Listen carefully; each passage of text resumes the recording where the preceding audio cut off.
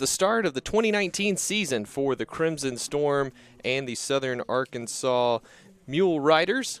SNU coming into the season with high hopes after a 3-8 campaign last season in 2018, but a very deceptive 3-8 at that after several close games went against the Crimson Storm. And here in year 4 of Coach Andy Lambert's tenure in Bethany, things are looking up for the Crimson Storm with quarterback Gage Porter returning and a lot of veterans on the defensive side of the ball.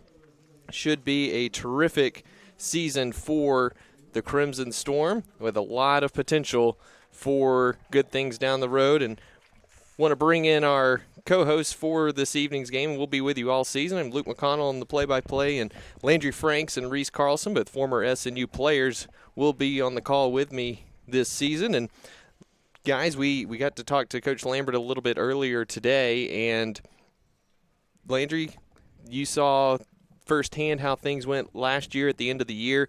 What sort of changed over the course of the last few games of the season for SNU?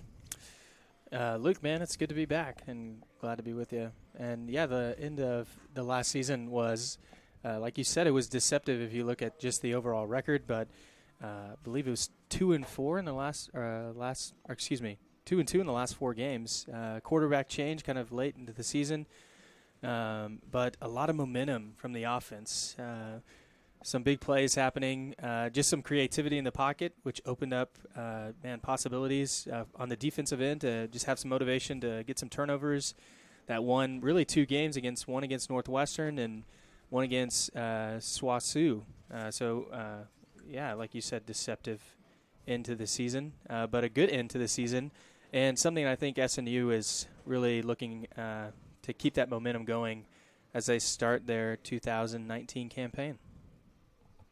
Reese, you've spent the last 3 years in Coach Lambert's system and in his program and gotten a firsthand look at how he's changing things around. You know, what has been the big difference for Coach Lambert as he's started to instill his culture on this program? Yeah, I think whenever you're coming in as a new head coach and coming to a place that you're unfamiliar with and building up a staff and a team of guys who you want to embody your culture, I mean, a lot of that early going, team meetings, all that sort of things is all culture building and it's all character building. And so, of course, while Lambert's coming in and he's working hard on schematics and recruiting, culture building has always been a big part of what Coach Lambert has come to do at SNU. And like you said, Luke, I experienced that firsthand. And one of the things, Lambert's just going to be non-apologetic. We're going to have guys who work hard, and we're going to have guys who respect one another, love one another, and ultimately his philosophy is we're going to love our dudes and we're going to play good football. So let's talk about the team a little bit for this season. On offense in particular, Coach Lambert mentioned that Gage Porter is going to carry this team as far as he can, and the offense is going to go how he goes. Reese, talk a little bit about the offense and what to expect from the Storm this season. Yeah, Gage is a guy who saw last year, kind of came in, especially in the end of the season, got some reps. And the dude is he's cut from a different fabric. He is energetic. He is passionate. He has a little bit of a fiery attitude, but he knows how to rally the troops. And that's something that I think that will really come in handy this season. And it's kind of Gage's team. It seems that way. And it seems like the offense and defense are both following in his footsteps. And so out of him, man, he's a tough runner. He's not just a speedster that'll run by you, but he'll run through you. He's tough. He's physical. And from what I've been hearing, he's been improving a lot in the offseason and throwing the football as well. So, like you said, I mean, the offense is going to run through Gage. Ultimately, if he's successful on his part, there's a good chance the Storm are going to be successful as well. And Landry, a very veteran offensive line group, but as Coach Lambert mentioned, only one senior on that group, and that's graduate student Hunter Jones, who is incidentally the last member of the pre-Andy Lambert era here at SNU. How big is that for this particular offense to have those guys have such experience on the offensive line? Yeah, man. With an offense like this that's so run-heavy, offensive line is everything, right? And the more experience you have, the better. theoretically the better offensive line you're going to have. One thing that Coach Lambert said, and when we were talking to him today, is the emphasis this year has been on blocking and tackling. And man, you can't block without an offensive line. And man, it'd be really interesting to see the progression that they make and have made over this offseason. Guys, on the defensive side, you've got a lot of experience all over the field, both up front with defensive end Zach Spurlock. The linebackers are veterans. The secondary is extremely experienced. How big is that in this particular conference, Reese, to be able to run out the same guys each and every week that you have for the past few years? Yeah, I mean, that's kind of Lambert's offense is we're going to run the ball. We're going to try to control the clock a little bit and not make our defense play so much on the field. But, yeah, this is a strong defensive unit. The defense has sort of led the way for SNU in the past couple of seasons, and now I think we're going to see some of the real fruit of that early labor is they're getting a lot of their dudes back, especially in the secondary. It was one of the most efficient defenses in defending the pass last year, and you're seeing a lot of those guys back. So I'm really looking forward to seeing guys like Dorian Harris, Josh Jordan, and Jaquel, all those guys just continue to play, and a lot of them in their last season here at SNU. We've got about 4 minutes before kickoff. Let's run quickly through the starting lineups. For first on offense for SNU, of course, we mentioned quarterback going to be number 14, Gage Porter, the junior from Elk City, had 672 rush yards last season, along with 832 passing yards, 12 total touchdowns. He'll be joined in the backfield by number 6, Christian Schellmeyer, junior from Dickinson, Texas. And alongside him will be number 2, Nate Walker, the senior from Hitchcock, Texas. Nate Walker, 278 rush yards a year ago and 348 receiving yards last season. Out wide, we'll have Reed Roloffs, the senior from University Place, Washington. He's 6'5" and was really coming on last season before an ankle injury hampered him the second half of the season. Vance Hooper, 6'2" junior from McKinney, Texas, will start outside as well as Colton Tuiasosopo, who's getting the start as a freshman, 5'11", 250 from Coppers Cove, Texas. He is the cousin of former Washington quarterback Marcus Tuiasosopo, who, of course, won the Rose Bowl for the Huskies back in 2000 over one Drew Brees and Purdue. Along the offensive line, left to right, Hunter Flanagan at left tackle, 6'2", 265 junior from Pottsboro, Texas. Hunter Jones getting the start at left guard. Joey Kirion will be at the center this year, 5'10", 240 junior. Will Bates, 6', 280 junior from Locust Grove, and at right tackle Grayson Winters, number 62, 6'3", 275 sophomore from Prosper, Texas.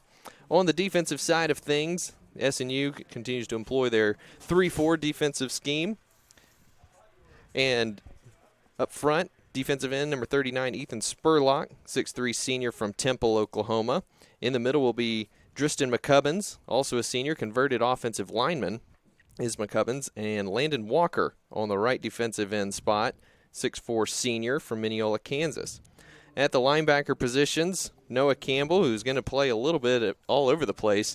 We saw him all over the secondary last year. He's going to play on that outside kind of nickel position there. He's a 5'11" sophomore from Baytown, Texas.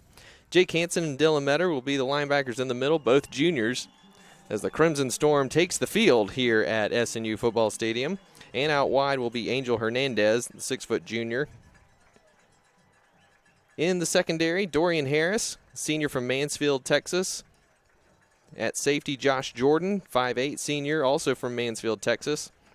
And then a pair of Rowlett, Texas players in the secondary as well. Jaquel Davis out wide at corner. He's a 5'7" junior. And Trenton Smith, the leading returning tackler on this defense, 5'8" sophomore from Rowlett, Texas. So we're about set to go, guys. Couple keys to the game as we get started here. Yeah, lots of keys to the first game. Number one is you got to be mentally focused. There's a lot going on, especially for some of those guys who haven't been on the field. Just getting back in the swing of things, fall practice is never the same as the first game. The speed is different, tempo is different, so making sure they're mentally locked in is a big one. But just like Coach Lambert said, man, blocking and tackling. If you've been emphasizing it all off season, then you got to prove it tonight on the field. Yeah, I think I'm going to run the football. I mean, that's their mantra. We're going to run the football. We're going to do it well. And if they can do that successfully early on, that's just going to set the pace for the rest of the game. And I think if they're not able to efficiently run the football, they're going to get into a situation where they're probably throwing it a little more than they like to. It's a little bit outside of their comfort zone. So we'll see here early on if they can establish the run. We are just about set to go here. SNU will be kicking to start the game as Ryan Reed, the senior, will trot out there for SNU. Reed taking over the kicking duties and will be handling the punting duties this season. So a big task at hand for the senior. And guys, a great crowd on hand on a steamy September evening. And a tough task for SNU to begin by taking on Southern Arkansas. Although, like we talked about earlier with Coach Lambert, SNU has drawn closer to Southern Arkansas deficit-wise each of the past 3 years. 3 years ago, lost by 17. 2 years ago by 12. And last year, just a 5-point loss in Magnolia. And Reed kicks it away. Going to be fielded at the 19-yard line. And that just past the 25 is where Southern Arkansas will take over with their first possession. Southern Arkansas breaking out a new quarterback this season. Number 10, Hayden Mallory. He's going to be replacing Barrett Renner. Renner left Southern Arkansas as the leading passer in school history, over almost 14,000 yards. And Southern Arkansas will start with two backs in the backfield with Renner. And the snap gets away. It's fielded in the backfield by number 26, Dennis Daniels, and he's going to be buried back at the 8-yard line, but it looks like we might have a flag for offsides. Yeah, Luke, to your point, new quarterback this year. When we talked to Coach Lambert earlier today, man, he seemed a little excited that they weren't facing the same quarterback. So hopefully there's a little bit of pregame jitters for him. So 1st and 5 for the Mule Riders here. Handoff is to Daniels, and he is stacked up after a 3-yard pickup. We'll bring up 2nd and about 2 here for the Mule Riders. Yeah, you saw Angel Hernandez come in to make the play there. He's a linebacker who has a lot of experience for his age, and a kid that loves to fly around, just flocks to the ball real well. Yeah, did a good job of splitting the zone. Mallory in the pistol, Daniels behind him. The give is to Daniels around the left side, and he has the first down up to the 39-yard line. Pick up a 5 on the play. The Mule Riders going off the left side here for the first few times. Anything in particular with formations there, guys? No, I don't know if the last play was a power, but the first one was just an outside stretch, and they're just looking for cutback lanes. But even though you're giving up 2 or 3 yards, they're fitting pretty well. It's hard on 1st and 5 to stop them to 3 and out. Yeah, it looks like they've gone condensed here again. Jared Lancaster, the man in motion there. Mallory, the give is to Sir Charles Perkins into the game for the first time, and he bashes ahead for 5 yards. Yeah, they covered up the tight end, so anytime you see a wide receiver over the tight end, you can just anticipate that more than likely it's going to be a run. So 2nd and 5 upcoming here for Southern Arkansas. Yeah, you're seeing Southern Ark really chip away here at some short runs, but just like Landry was saying, I mean, they're fitting well. There's not a lot of big holes. Let's see if they can get a stop here. Yeah, screen alert. Trips out to the right, and it is a screen out to Cordavion Washington. Makes a man miss, and he's going to be tackled right at the line to gain. It looks like the head linesman's going to give him forward progress for the first down.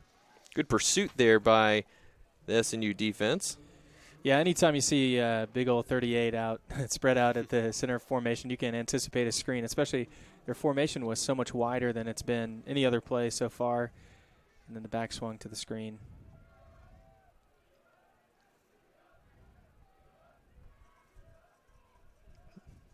Mallory, the give again to Sir Charles Perkins, right up the middle, lots of space, and Trenton Smith, with just enough of a tackle there to prevent the touchdown, and just a wide open space in the middle of that SNU defense. Yeah, Trenton there, kind of last man of defense with a shoestring tackle to stop.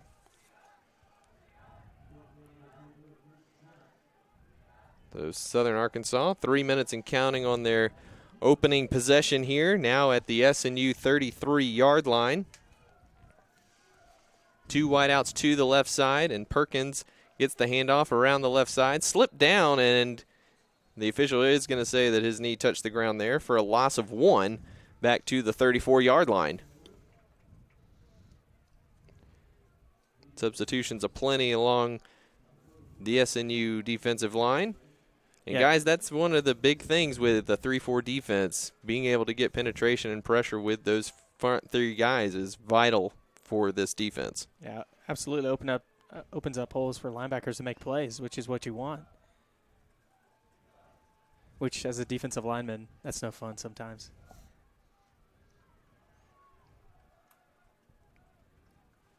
Mallory gives it to Obadiah Jones around the left side on the handoff, and he will pick up the first down to the 20-yard line. Yeah, you can see the size difference up front here. Southern Ark's really just trying to establish the run early in the game, see if they just can't tell SNU to stop them on the run, and they're doing a good job of it. So 1st and 10 for the Mule Riders at the SNU 20-yard line. Drive now a little over 4 minutes and counting. Opening possession of the season for both teams. The hand is to Daniels around the left side, and he's going to be wrapped up at about the 15-yard line. Like Dorian Harris was in there on the tackle, along with number 20, Ja'Kale Davis. The Southern Arkansas offensive line is doing a great job of getting to the second level, and that makes it much harder. So that first, what should be the first point of contact for an outside linebacker or defensive end on those stretch plays is harder when you got a guy on you blocking you rather quickly after the snap. So 2nd and about 6 for the Mule Riders. The handoff is to Perkins. Gets around the tackle of Spurlock. He's met right at the 10-yard line. Actually, they're going to mark him down at the 11. Yes. Trenton Smith there with the stick. Spurlock just missed the tackle on that, especially early in the season. You're going to see usually a lot of missed tackles. Guys aren't used to necessarily tackling every day in practice, especially in fall camp. So that's something you'll just see with time, hopefully, for the Storm as they get more established, get used to hitting in and getting some more tackles in. The give is to Daniels right up the middle, and it looks like he does get the first down inside the 10-yard line. So 1st and goal upcoming for the Mule Riders as this drive ticks toward the 6-minute mark. And the field still fully in the sun, so a long time on the field there for this defensive unit for SNU. Yeah, and if you're Southern Arkansas, you haven't passed the ball once. You've gotten 4 to 5 yards every single play. You got to love this, especially for a brand-new quarterback on his first drive. Mallory, the give is to Perkins. Hurdles over a man at the 5, and he's taken down right at the goal line. Josh Jordan in on that tackle. It'll be 2nd and goal for Southern Arkansas. And they're quickly to the line, looking to punch this in. And it looks like we're going to have a false start on the left guard, number 69, Trey Thomas. So that'll push the Mule Riders back just inside the 6-yard line. You guys, an interesting approach here. Southern Arkansas was number 2 in the GAC, just number 8 in the GAC last year with 131 yards on the ground per game. Number 2 passing, and this kind of underscores new quarterback, new time. Yeah, and if SNU can't stop it, you keep running it. There's no reason to change. Gives to Perkins. He finds a hole, and he will fight his way into the end zone through the tackle of Noah Campbell for the Southern Arkansas touchdown. Nearly 7 minutes off the clock on the opening drive, and it results in a touchdown for the Mule Riders.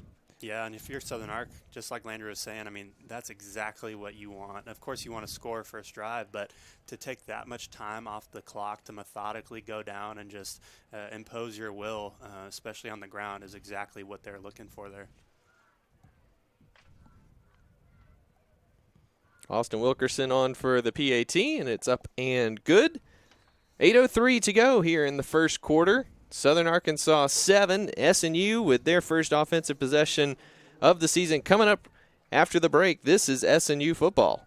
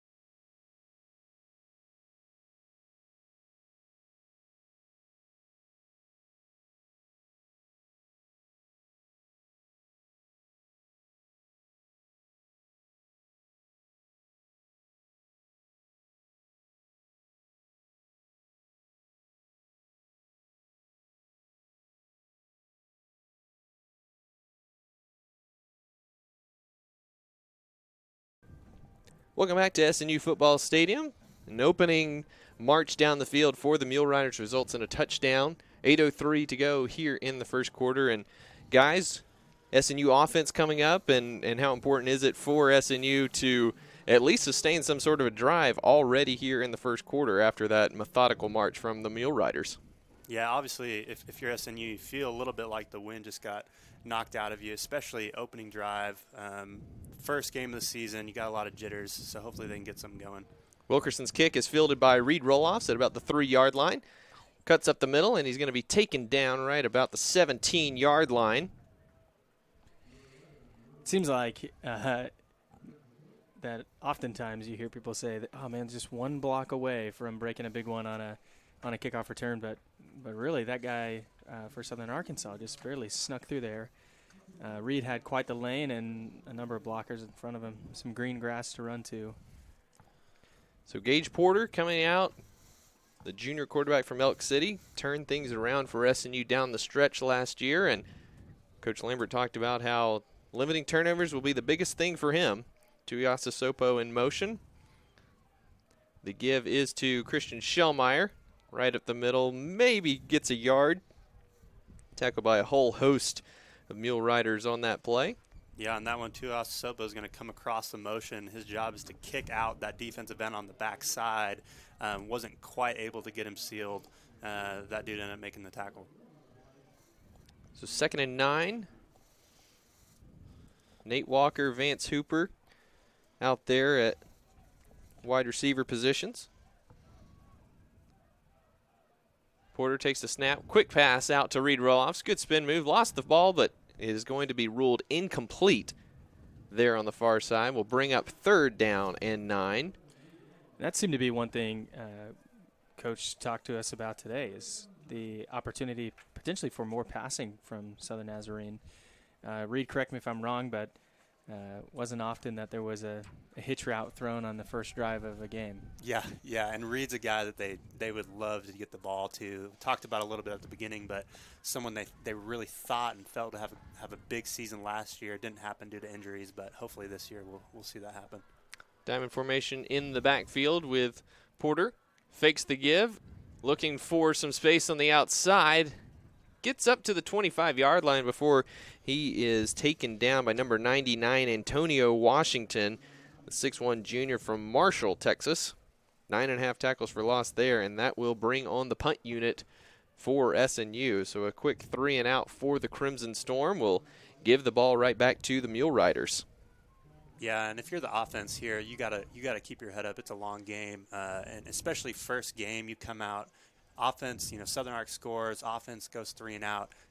That stings a little bit, so they got to make sure they're staying up and they get ready to go back out there. Reed sends this one high. Nice punt that's going to be dangerously fielded there for Southern Arkansas, and he goes out of bounds. It's number 15, Jared Lancaster, fielding that, and he goes out of bounds at about the 33-yard line, and that's where the Mule Riders will take over on offense. We'll keep it right here. And guys, SNU quickly back on the field after a very long first defensive possession. What do they need to improve quickly in order to not let the same drive happen again? Yeah, they're not tackling on the first contact, which we talked about. It's to be expected. Reese mentioned it. It's just after fall practice, it's hard to go straight from just wrapping up and then tackling all the way to the ground. But the first contact saves you 2 or 3 yards every play. And when you think about that is the difference between a 3 and out and a 20-play drive, which they just experienced on their last drive. So tackling, wrapping up, finishing the tackle, making sure they get off the field. Right, and those defensive backs are experienced guys. I'd really like to see them play on their toes a little bit, maybe creep up and just play that run a little heavier, because ultimately the defensive line, those are the guys that are going to plug the gaps and make room for those other guys to come in and make the tackle. Southern Arkansas comes out in tight formation. Anthony Nichols out wide. The handoff is to Washington around the left side. He's got space and gets up past the 45-yard line, where he's finally taken down by Noah Campbell and Trenton Smith. Yeah, at this point, there's been no pass by Southern Arkansas. And, you can tell anytime they line up in that trio bunch formation, they have the tight end at the top of that trio formation, and he's not looking to run a single route. He's looking to block the outside linebacker and take him out of the play. Anthony Stevens in at safety as Josh Jordan has slid over to corner. Dorian Harris on the sidelines. And, guys, we talked a little bit about the secondary being banged up as Mallory, first pass of the game, is out to Nichols and quickly taken out of bounds by Josh Jordan into SNU territory. Pickup of about 6 on the play. Will bring up 2nd and 4. But already looks like a nagging injury to Dorian Harris is flaring up a little bit. Yeah, he's a guy who struggled with injuries in the past, and especially in fall camp, you're doing a lot of running. It's hot. There's easy to be cramps too. So luckily, SNU is very experienced in the secondary. Give is to Washington, finding some space around the left side. Put his foot in the ground, but slipped down right at the 45-yard line. It will bring up 3rd and 1 for SNU as the clock ticks down to 5 minutes to go here in the first quarter. The Turf Monster's out today, Luke. Too many people slipping.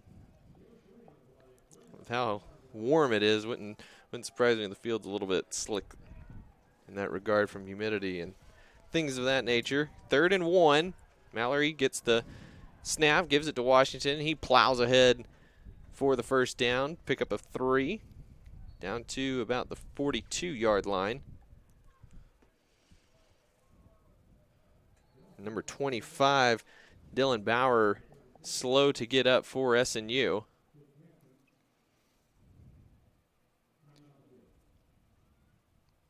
So we'll step aside while the trainers attend to Bauer. This is SNU football with 4:31 to go here in the first quarter. Mule Rider 7, Crimson Storm 0.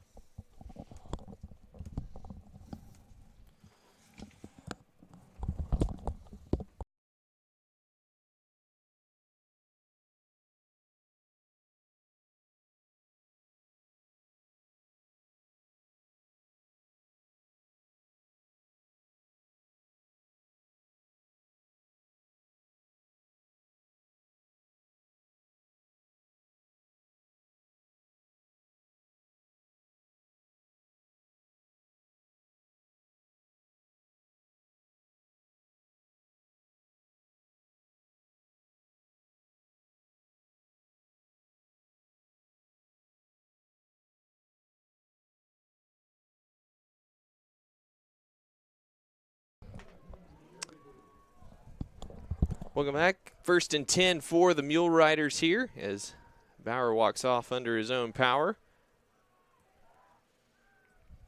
Daniels in the backfield with Mallory. 3 wide, 2 to the right, 1 to the left for the Mule Riders. Lancaster comes in motion. The give is to Daniels right up the middle. Following his offensive line, and he picks his way down to about the 36-yard line for a solid gain on 1st and 10. Yeah, Lancaster motioned across the entire formation, and it essentially was another lead blocker on that play. But it's a play you might put in the back of your mind, especially if you're SNU, thinking that might be a jet sweep later on. You have 2 tight ends blocking on that play, and then you add Lancaster, but next time maybe Lancaster gets the ball and stretches it outside. Tight formation to the right this time as Lancaster moves back to the left. Mallory turns and gives to Daniels. Again, right up the middle, nothing but green grass in front of him, and he's going to take that one all the way to the house. A 36-yard touchdown run for Dennis Daniels. Southern Arcs just doing a great job on the offensive front. You're seeing guys get cut left and right, and SNU just not quite able to make the tackle there. He pretty much went untouched right through. Just 1 pass so far for the Mule Riders, but they haven't needed to put the ball in the air at all so far. As Austin Wilkerson on to attempt his 2nd PAT of the evening.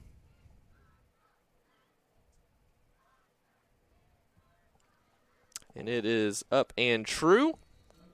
Southern Arkansas extends their lead to 14-0. 3:20 to go here in the first quarter. SNU coming up on offense when we come back.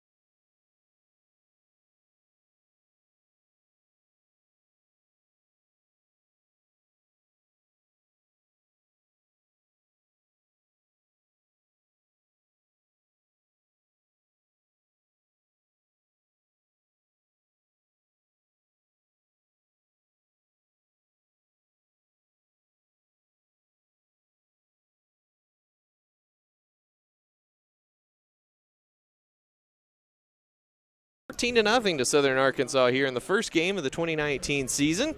Austin Wilkerson set to kick off. Jaquel Davis, Vance Hooper, and Reed Roloffs back deep for SNU. Kick's going to come down to Jaquel Davis at about the 9-yard line. Probing along the right side, finds a gap. Working down the sidelines, finally forced out of bounds by the kicker Wilkerson. Right at the 37-yard line, and great field position for SNU. And right now, any momentum is good momentum. So a big return, even though it's 14-0. And if you're on the sidelines, you might be thinking could be 21-0 soon. But a play like that can really spark your offense, give your defense that momentum they need while they're on the bench. SNU offense back on the field for the 2nd time today. Nate Walker and Christian Schellmeyer flanking Porter in the backfield. Hooper and Roloffs out to the left as Tuiasa Sopo comes in motion. Handoff is to Nate Walker. Lots of space. Great block on the outside by Schellmeyer, and Walker is forced out of bounds at the 43-yard line. Solid pickup of 6 on first down for the senior.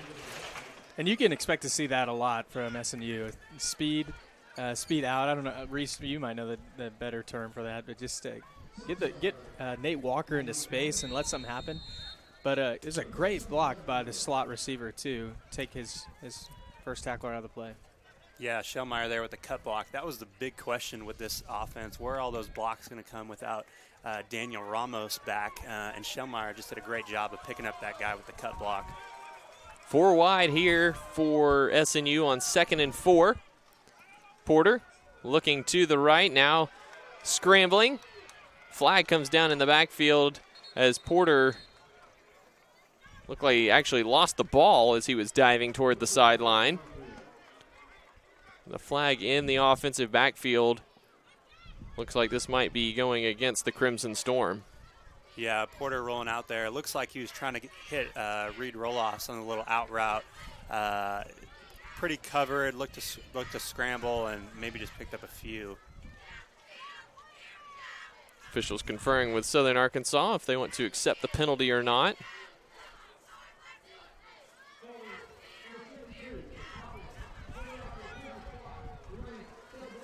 And they will accept the holding call on Grayson Winters, the sophomore from Prosper, Texas.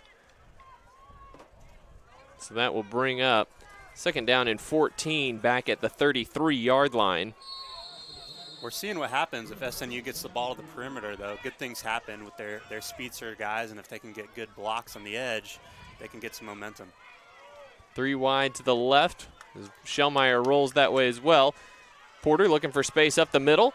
Makes a nice cut in there and is taken down at the 38-yard line by number 59 for Southern Arkansas, Damani Boyd, 5'11" junior from Covington, Louisiana.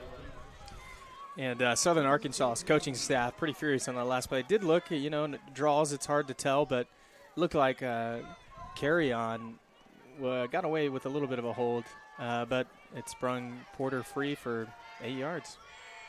So 3rd down and 9 for SNU as the play clock is now under 10. And SNU going to have to burn a timeout here as the play clock was running down. SNU, a little bit of a change on the offensive side this season, as we were talking to Coach Lambert earlier, and he said that all play calling duties are with offensive coordinator Dustin Hayden. Reese, that's a big change for Coach Lambert. Yeah, I mean, he was talking about it was the first time in his 20-some year tenure of head coaching that he has not been calling the plays on the offensive side of the ball. So it'll be really interesting here and maybe see some different tendencies. And Lambert didn't hint at anything, but relatively said that he and Hayda's coaching tendencies are pretty similar on the offensive side of the ball. Hayda being an offensive line guy, wouldn't be surprised if I saw him just try to run the ball a little more, especially with Gage Porter.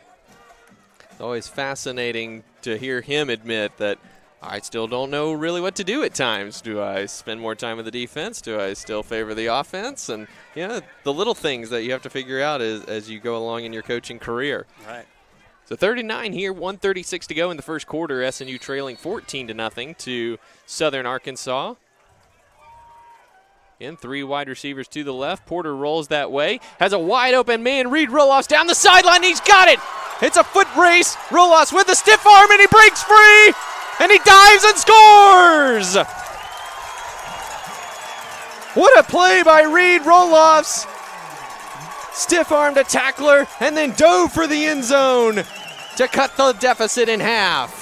And that's the guy they want to get the ball to there. A little slip screen. Reed's going to look like he's blocking. He's going to run a wheel route right up the side there. It completely uncovered. Looked like he was going to get caught. Gave the stiff arm. Was able to get in the end zone there. Great play. Yeah, and as Lambert talked about culture, he said guys who be good teammates. And guys who are good teammates, they have that little bit of extra effort. Break some tackles, diving into the end zone, scoring a touchdown instead of going down at the 10. So great answer back from SNU. Extra point up and good from Ryan Reed and a huge play on 3rd down. Results in a touchdown. The lead is cut in half for SNU. 1:25 to go first quarter. It's Mule Riders 7, Crimson Storm 7. This is SNU football.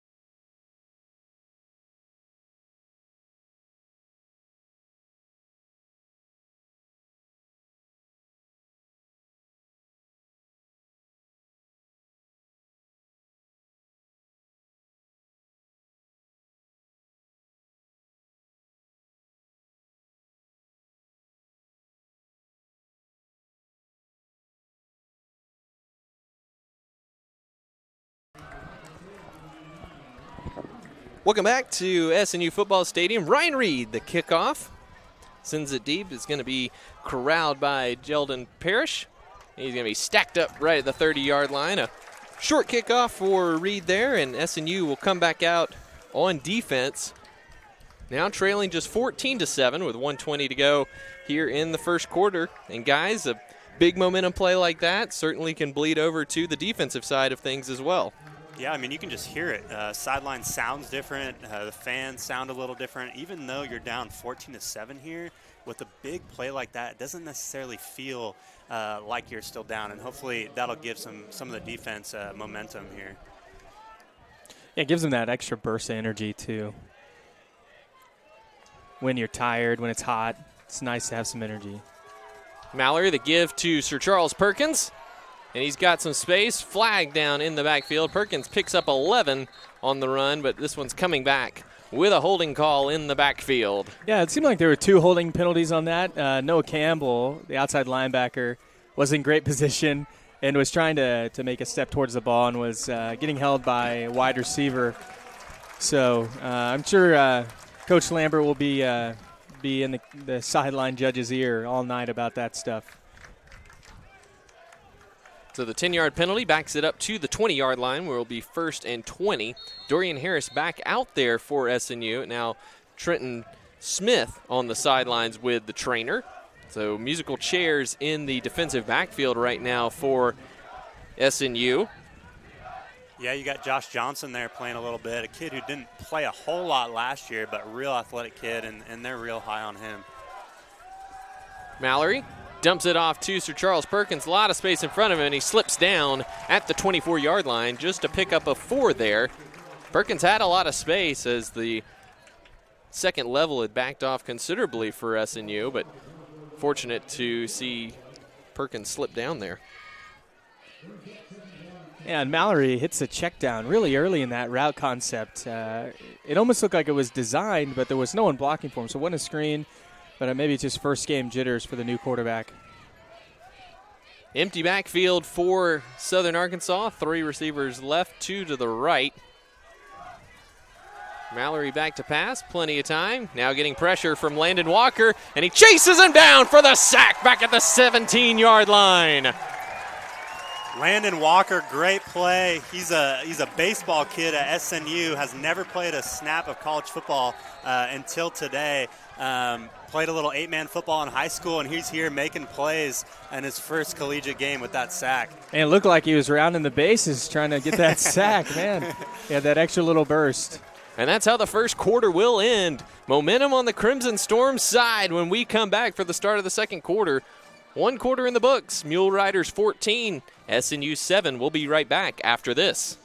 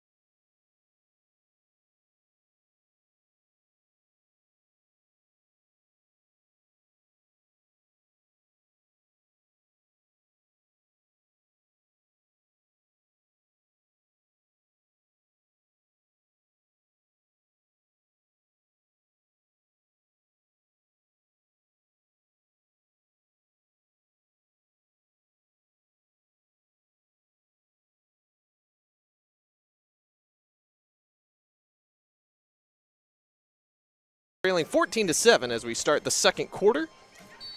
3rd down and 23. Upcoming for the Mule Riders back at the 17-yard line. Big opportunity here for SNU to get off the field, and number 7, Tristan Smith, in at quarterback, takes the snap and immediately runs up the middle, and he's going to be chopped down there by Angel Hernandez at the 25-yard line.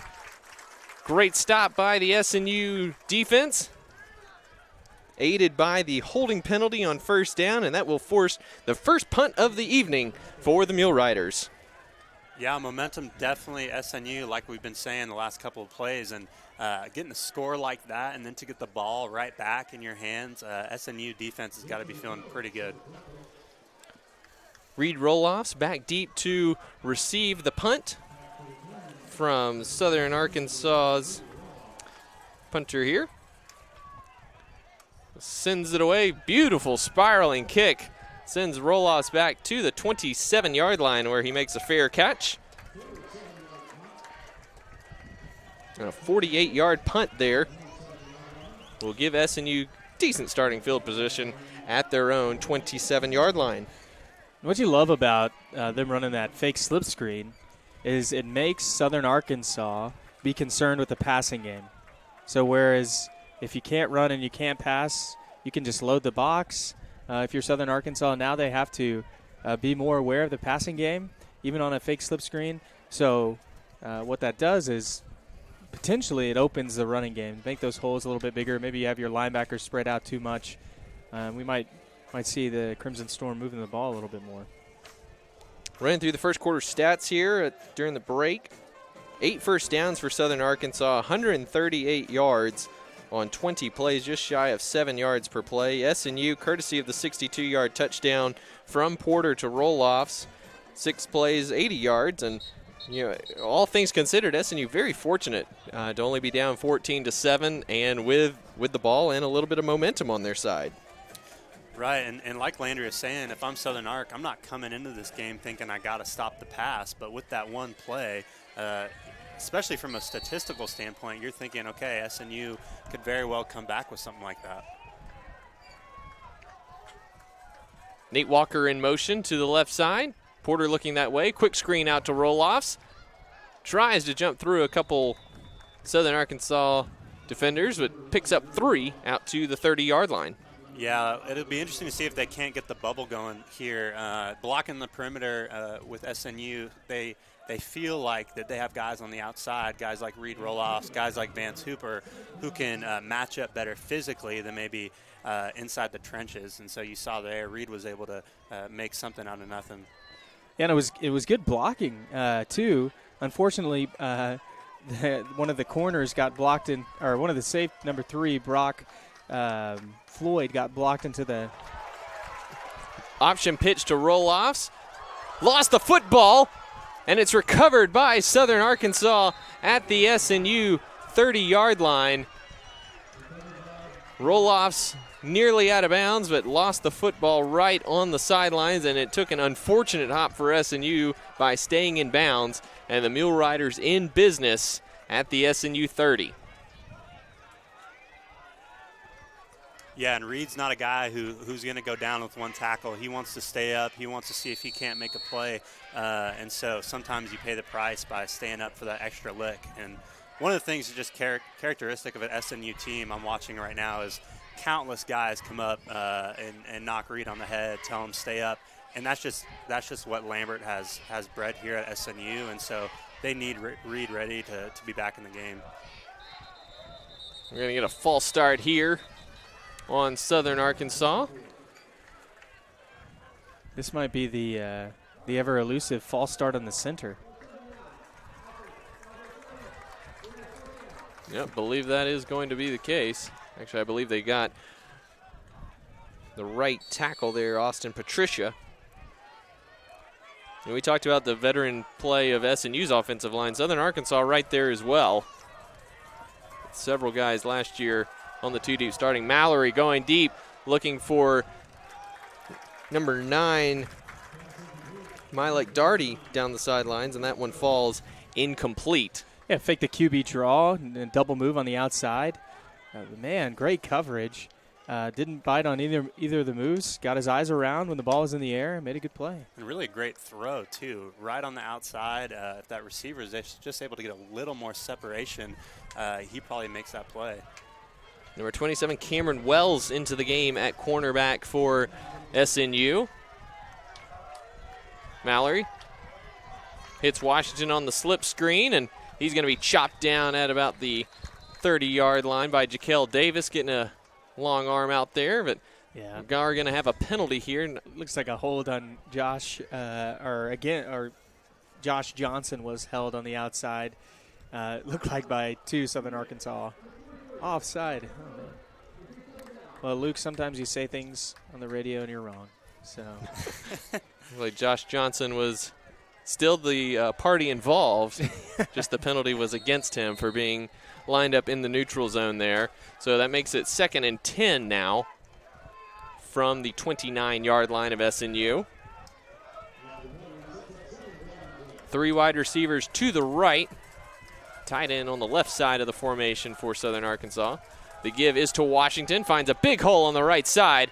Got blockers in front, and he plows down to the 17-yard line before being taken down by Noah Campbell. Gain of 12 on the play, and Southern Arkansas quickly in the red zone.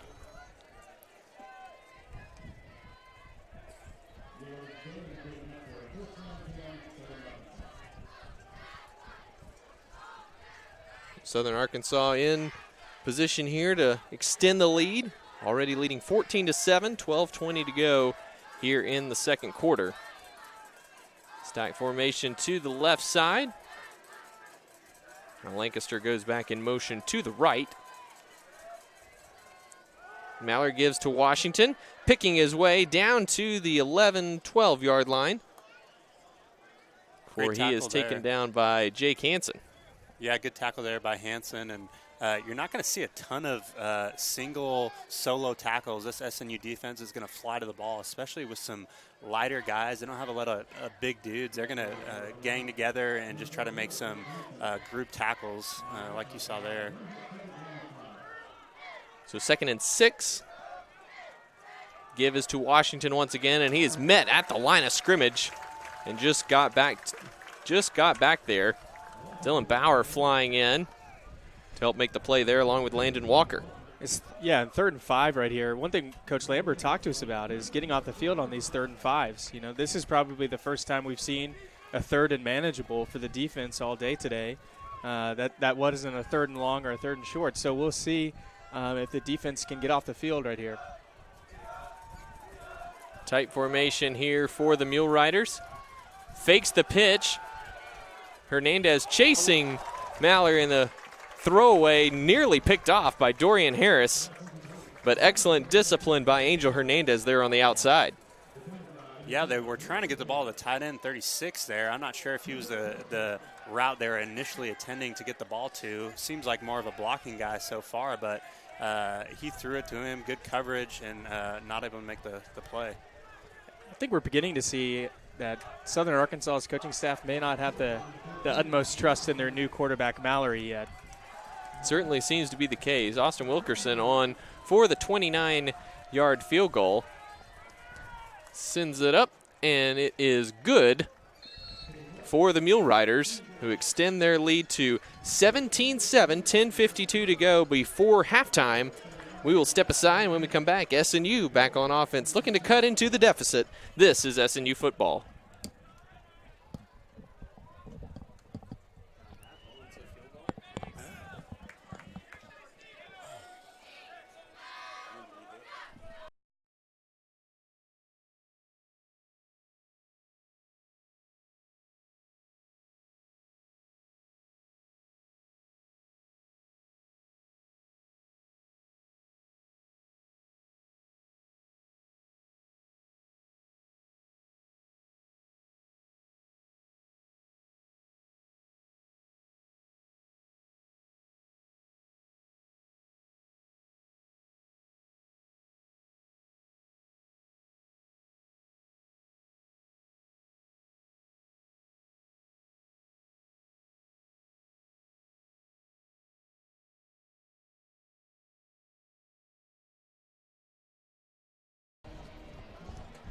Welcome back. 10:52 to go before halftime. SNU trailing 17-7 against Southern Arkansas.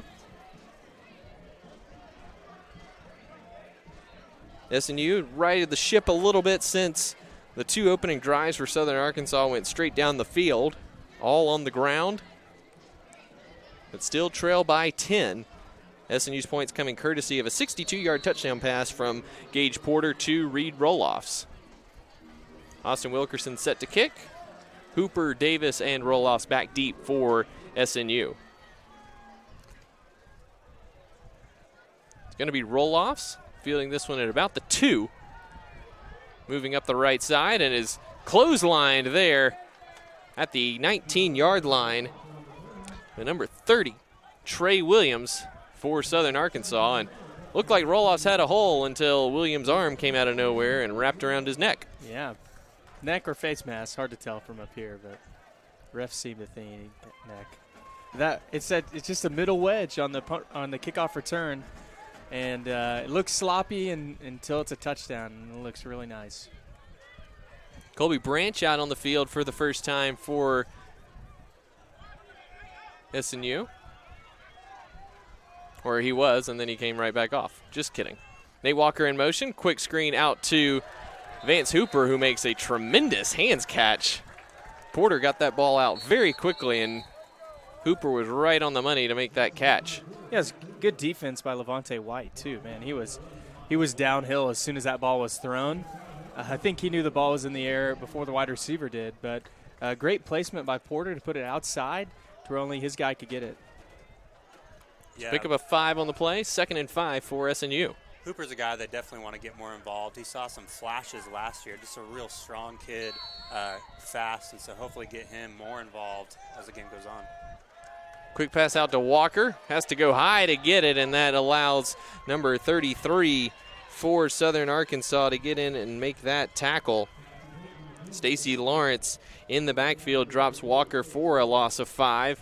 And just a little bit of a high throw to the 5'7 Walker was all it needed to disrupt that timing there, Reese.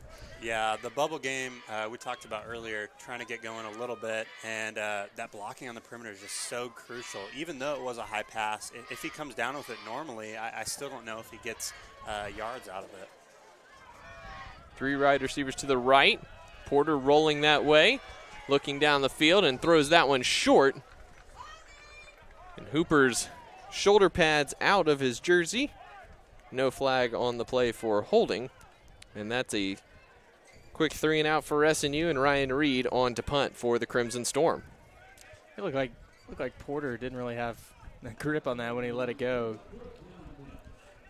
Yeah, one of the trends I think we're starting to see, SNU, when they're wanting to throw the football, Tuiasosopo's not in the game.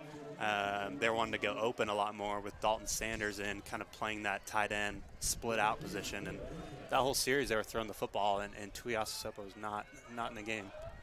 Jared Lancaster back deep to receive the Ryan Reed punt. Sends this one away, a little bit of a knuckler, and it goes out of bounds this side of the 50. That's going to give Southern Arkansas great field position at the SNU 46-yard line. We'll keep it right here for now. And, guys, the one big play for the offense has been just about it so far for the Crimson Storm. What have you seen that SNU needs to improve on to get things rolling a little bit? Yeah, I think they just need to run the football. I mean, with that one big play with Reed, like we talked about, SNU doesn't want to get into a shootout where they have to throw the ball every down. They want to be able to establish the run, especially with Gage Porter. And the running back position has pretty much been non-existent so far for the Storm in terms of running the football. So hopefully they get the ground game going. Mallory hands off to Perkins. A lot of room down the right side, and he's got space. Just Noah Campbell to beat, and Campbell pushes him out of bounds. Down at the 21-yard line, but a big pickup of 25 for Sir Charles Perkins. And, guys, that SAU offensive line was 10 yards down the field as a unit on that play. Yeah, they're a big group, real strong group too, and definitely just you know, at least by the eye test, outmatches SNU purely by size, and they're really just running the football wherever they want to at this point. Everyone on the Southern Arkansas 2 deep, at least 288 on the offensive line. Mallory gives again. Sir Charles Perkins finding space on the right side, cuts it back, finds space, and is just tackled there by Dylan Bauer, who saved a touchdown at the 7-yard line. And we just talked about the offensive line, but the wide receivers for SAU are blocking just as well. I mean, they're getting position, and they're creating cutback lanes for this running back to really pick and choose where he wants to run the football right now. So 1st and goal for the Mule Riders. Mallory gives to Perkins, probing space. Josh Jordan gets through and slows Perkins up for Dylan Bauer to come through and finish the play off there. Excuse me, Dylan Metter. 2 Dylans in the middle linebacker position makes it difficult at times. Even though Josh Jordan doesn't finish that tackle, he saves a touchdown right there. He gets off of his block and slows down the running back well enough for the other linebackers to come in and finish the play. Dennis Daniels into the game at running back. He gets the hand up right up the middle, powering down to the 1-yard line. It will be 3rd and goal for SAU at the 1. Mule Riders quickly back to the line of scrimmage. The give is to Daniels. Penetration by the Crimson Storm, and they stop him shy of the goal line. Great job by the linebackers Metter and Bauer back there, along with Ethan Spurlock. Brings up 4th and goal from the 1. And what you don't see on that play is the work by the defensive tackle McCubbins. He's at the bottom of the pile, but the low man wins. It creates lanes for his linebackers to come in and make a play. Yeah, and that was one of the first times I think we've seen SNU get into the backfield and make a SAU running back move his feet a little bit and go a different direction. And so you saw that there. They were able to get the stop. Mm-hmm. Southern Arkansas takes its first time out of the half. We'll take time out with them. Mule Riders leading 17-7 over the Crimson Storm. This is SNU football.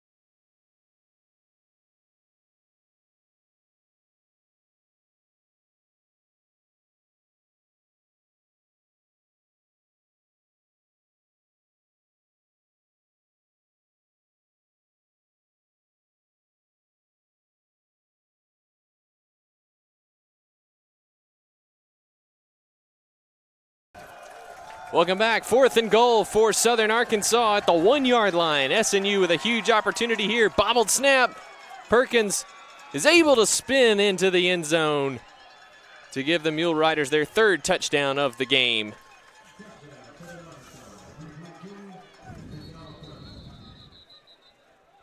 And it looks like number 69, Trey Thomas, the senior center, down on the field for the Mule Riders right now. The trainers attend to him. We will step aside and be right back after this. 7:08 to go, second quarter. Mule Riders 23, Crimson Storm 7.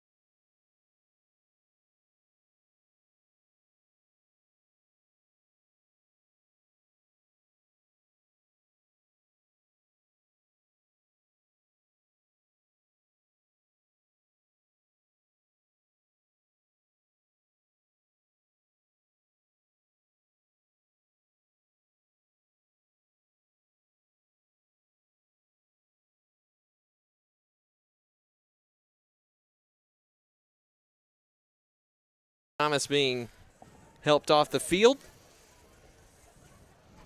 And the senior from North Webster High School.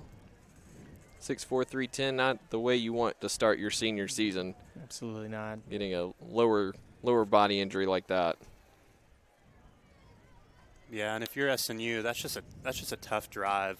You feel like you get some momentum, get some going on offense, and then you have just that turnover, and SAU is able to get the ball in their own territory and punch it in. So once again, kind of takes the wind out of you if you're SNU. Wilkerson on for his third extra point attempt of the evening.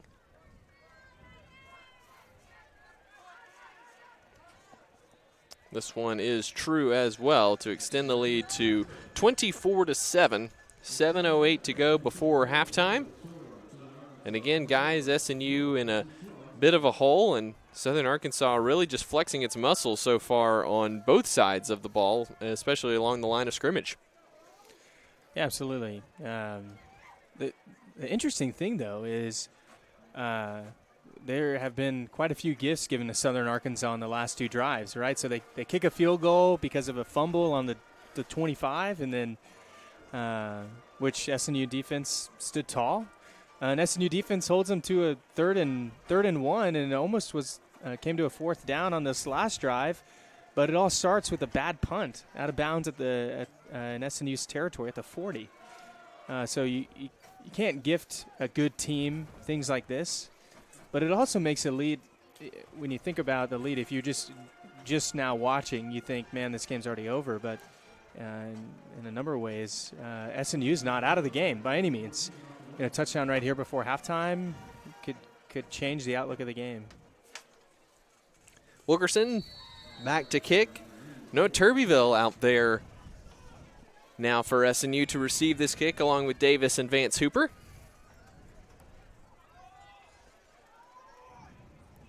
Wilkerson sends this one deep, and this one's going to fly through the end zone for a touchback. So SNU will take over at the 25-yard line, 1st and 10 for the Crimson Storm. Yeah, I think that's the first time we've seen Turbyville out on the field. The true freshman from Alabama. It'll be interesting to see if he might get some carries here at the running back position. Certainly wouldn't hurt, and he is running out there right now. Coach Lambert, looking for the words to describe him. I think it just all boiled down to that Noah Turbyville is a football guy. Yeah, exactly, and that's just language that Lambert likes to use. Guys who know football just love the game for what it is, and from all we've heard about Turbyville, that is who he is. Stays into block there. Porter going deep down the sideline. Has Reed Roloffs looked like he was grabbed. No flag there on the far side. Maybe just a little bit more air under that pass from Porter as Roloffs had a step there on Lorenzo Watkins. And Watkins going with the interesting fashion choice of long sleeves in 90-degree weather today. Hey, if you look good, you got to do it. That's right. We used to always say, if you look good, you play good. Right. I don't know if long sleeves looks good in 90-degree weather, but, good for him. Two wideouts to the right, one to the left. Walker and Turbyville in the backfield with Porter. The give is to Turbyville. First carry right up the middle. And he picks up 7 yards. Yeah, and you automatically see that kind of football instinct in this guy. One cut and then straight downhill, but that one cut is a cutback lane. So not the design of the run, but finds a seam and gets 6 or 7 yards. That's really the first run we've seen between the tackles for SNU this evening as well. Yeah, maybe first carry for a true tailback as well. Tuiasa Sopo lines up on the right side. Receiver goes in motion. Porter going left, trying to get outside, and he's going to be taken down for a loss on the play back to the 28-yard line. Looked like Hunter Flanagan unable to get up to that second level and take out the safety on the block. Yeah, you saw a little flash there from Turbyville trying to get the run game going for SNU, and try to run it a couple times, and even after getting a few yards, they weren't able to convert. So another 3 and out for SNU. Will give the ball back to the Mule Riders. Ryan Reed back to punt. Lancaster again back deep at the 30-yard line to receive it. Great hanging spiral from Reed here. Lancaster fields it at about the 26-yard line. Gets a stiff arm on Davis, who gets blindsided. But SNU there with good coverage, just a return of 1 yard on the play. And Davis now a little bit hobbled as well. So it looks like he's trying to limp it off. Yeah, that's oddly dangerous play. No flag, so the refs obviously have a better vantage point than we do. But engaged with the tackler, and then it seemed to look like a block in the back, but it's a football play. So. And a great punt, too, by Ryan Reed. The story kind of on him is he has one of the strongest legs in the GAC, and sometimes it can be hit and miss. You saw the earlier one was a miss. That was an absolute beauty of a punt, though. Mallory flips it out to O.B. Jones around the the right side. Goes out of bounds along the Southern Arkansas sideline after a pickup of about 5, and we've got an injured SNU player down on the far side. Zach Spurlock slow to get up, but coming off under his own power. Meet the trainers halfway, and will head for the SNU sideline. More of attrition so far for this SNU defense. A lot of guys getting nicked up here. Yeah, and you're seeing some new bodies in there too. Some guys who haven't played a ton of football as well. Saw number 16 check in there a little bit earlier. Jason Gully along the defensive line. Cameron Wells and James Love also out there. Swing pass out to the far side. It's James Love tracking down the wide receiver Darty there. Will be enough for the first down, though. That's awesome to see James Love in there. He's a junior college transfer from Independence, Kansas, where Last chance you, exactly. So, but he's a guy who's waited his turn, has been at SNU for a couple years, not seen the field due to injuries. It's awesome to see him get the tackle there. Mallory back to pass. Lots of time. Throws it short to the fullback, Parrish. But great coverage there from Jake Hansen. Knocks that pass away. It'll be 2nd and 10. Yeah, and we're continuing to see why Southern Arkansas is not passing.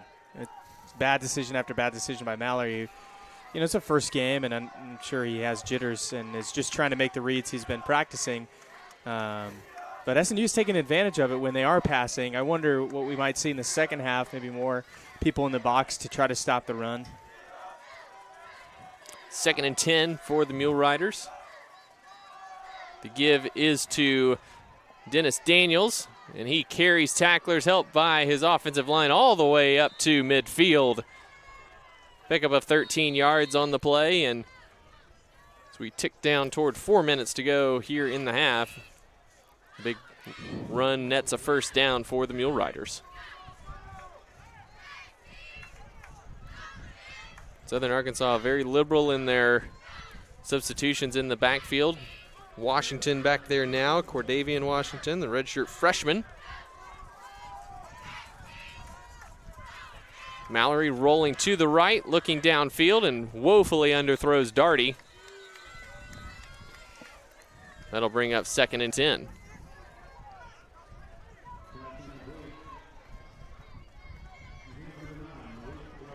Yeah, and even if that throw is on the money, good coverage. I mean, it's nothing's open, and it would have had to been a really good throw to complete something there. And I would suspect that even though the time is ticking down in the second quarter, we're going to see a lot more of the run game in these next few plays. 2 wides left. Man goes in motion. The give is to Washington right up the middle. Finds some space for a pickup of about 7. bring up 3rd and 3. And all they're doing right now is they're running this power play, which pulls the guard, and they run one of the tight ends or the kind of the pseudo fullbacks as lead blockers, and there's just too many guys blocking for SNU to get around. Can't shed blocks on the second level, and so it's netting 5 yards every time.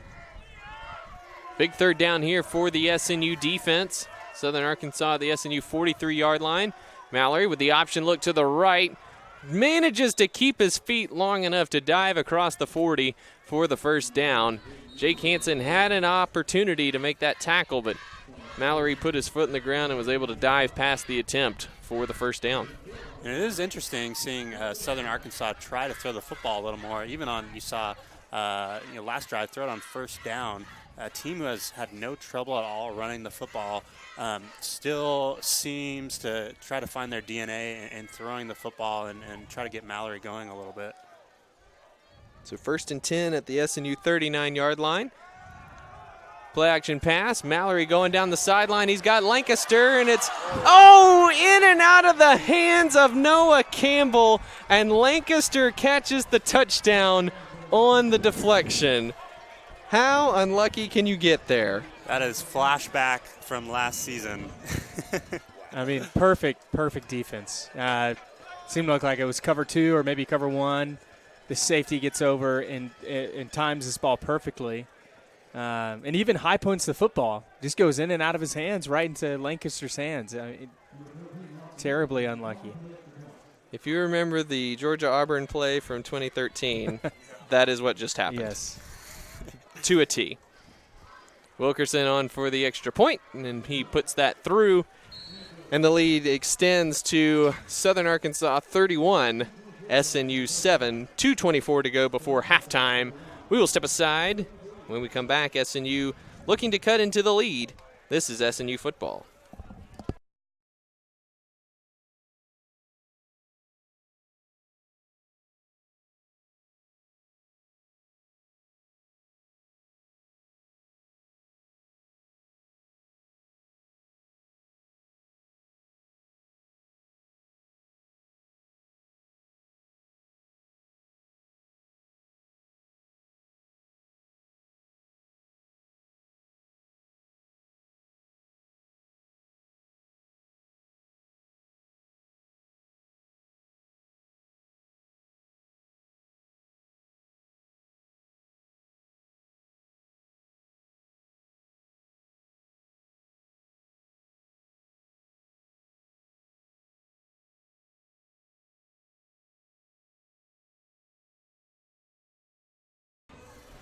Welcome back. Southern Arkansas leading SNU 31-7, 2:24 to go before halftime.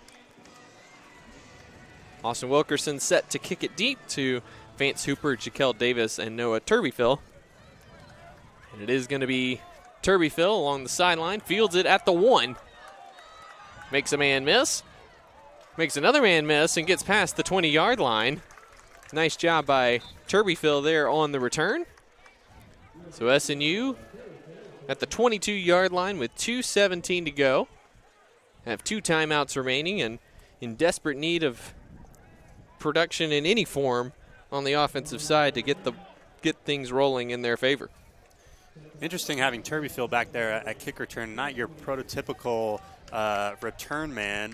Is a bigger back, but certainly not a burner, but made a couple plays there.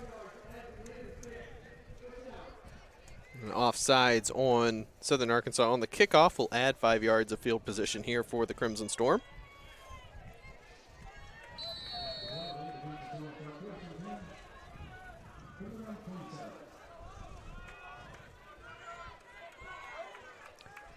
Nate Walker in the backfield with Porter, 3 wides to the right. Porter pulls it down, goes right up the middle, and is taken down after a gain of 2. Yeah, and if you're SNU right now, I don't think you're risking throwing the ball and stopping the clock.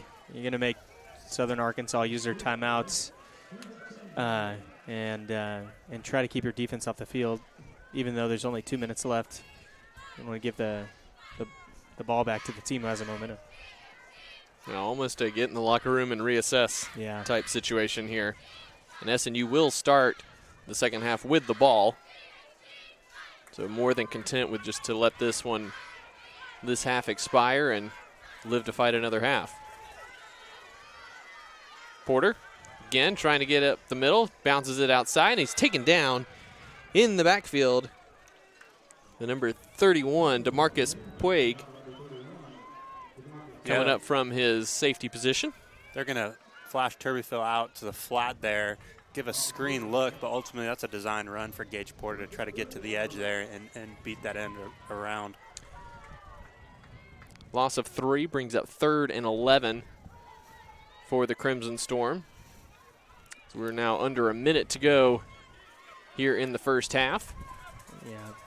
And they're taking their time, making substitutions, getting to the line, clearly trying to get this to halftime and give Southern Arkansas the least amount of time possible. Porter avoids the sack, now throws it back across the field to Nate Walker, and he is decked in the backfield back at the 16-yard line. Loss of 10 on the play, and Southern Arkansas with the quick timeout with 33 seconds remaining on the clock. And the play design is sound. The issue was that Porter was pressured on that screen. So the screen is creative. It's going to open up space, but a screen is oftentimes about timing. And Reese, you would know just as well. And so when you mess up that timing and you try to continue the screen, oftentimes it's not going to be great.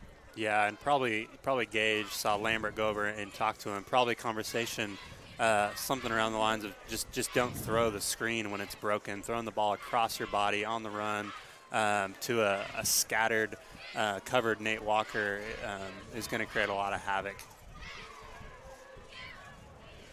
Terrion Thompson, the defensive end, was the one who broke up the timing on that play. And guys, right now it's just been an exhibition of dominance for Southern Arkansas along the offensive and defensive lines. Yeah. And it's as simple as that at this point. Yeah, we keep anticipating this SNU run game getting going, and they just can't seem to find the rhythm. And a lot of that is like you said, Luke, just the defensive line for Southern Arkansas. Just a little bit bigger, a little bit stronger, maybe even a little bit faster. And it's hard to make blocks and hard to find running lanes when there are none. Ryan Reed back deep to kick. Jared Lancaster back deep for Southern Arkansas, looking for a good return to at least put them in position for perhaps a field goal with about 34 seconds left on the first half clock and 1 timeout remaining.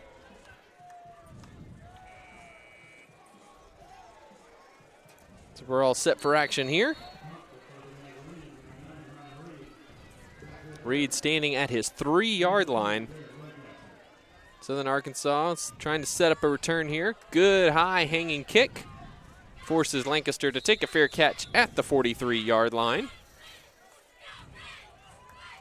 Kick of 41 yards on the play.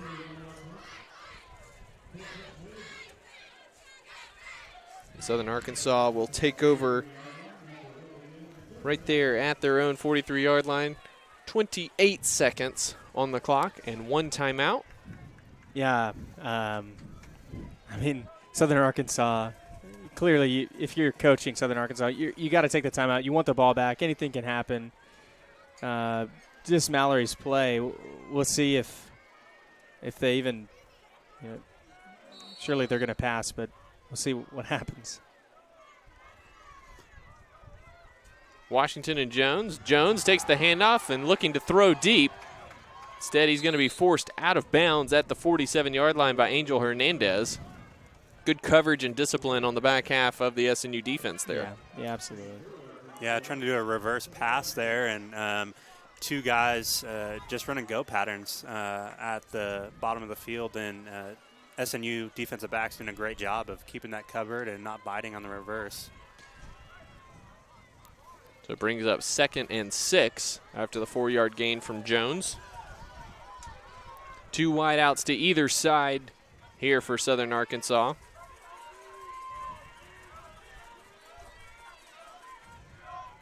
blitz coming. Angel Hernandez picked up nicely by Washington, and that pass falls incomplete.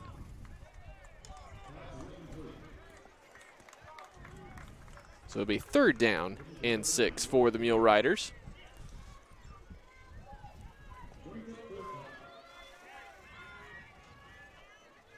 Southern Arkansas coach on the sideline a little animated. I thought it was a great pickup by Washington. Not sure what he was so angry about, to be honest. So 3rd and 6, 2 wide either side. Mallory back to pass. Fires it downfield.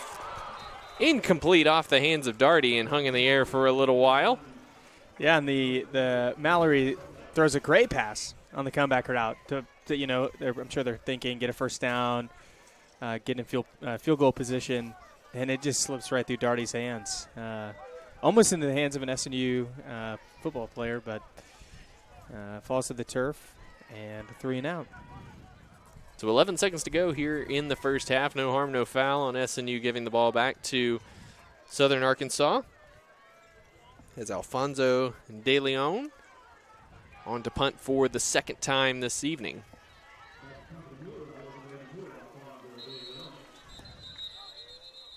We're going to get a delay of game here.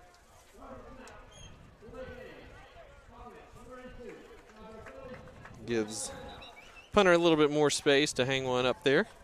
Roloff standing back at his 12-yard line, ready to receive the punt. Yep.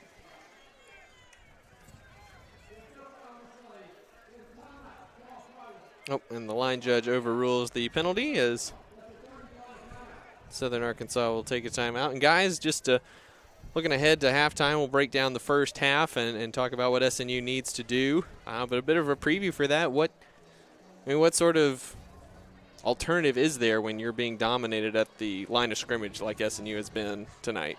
Yeah, I think Landry mentioned this earlier, but just coming back at halftime and seeing if you can't just load the box. I mean, SAU hasn't been overly impressive in the pass game. They've completed a couple, but it's been real iffy with Mallory. And so I think if you're SNU, you load the box, you force SAU to throw the football, and then on the other side, you got to establish the run. Yeah, absolutely. Completely agree, Reese. Offensively, seen lots of things that have been productive, but also had some moments that decision-making has been a little iffy from the players. And so don't lose your identity. Keep doing what you're doing. And, you got to be hopeful that your scheme is gonna work.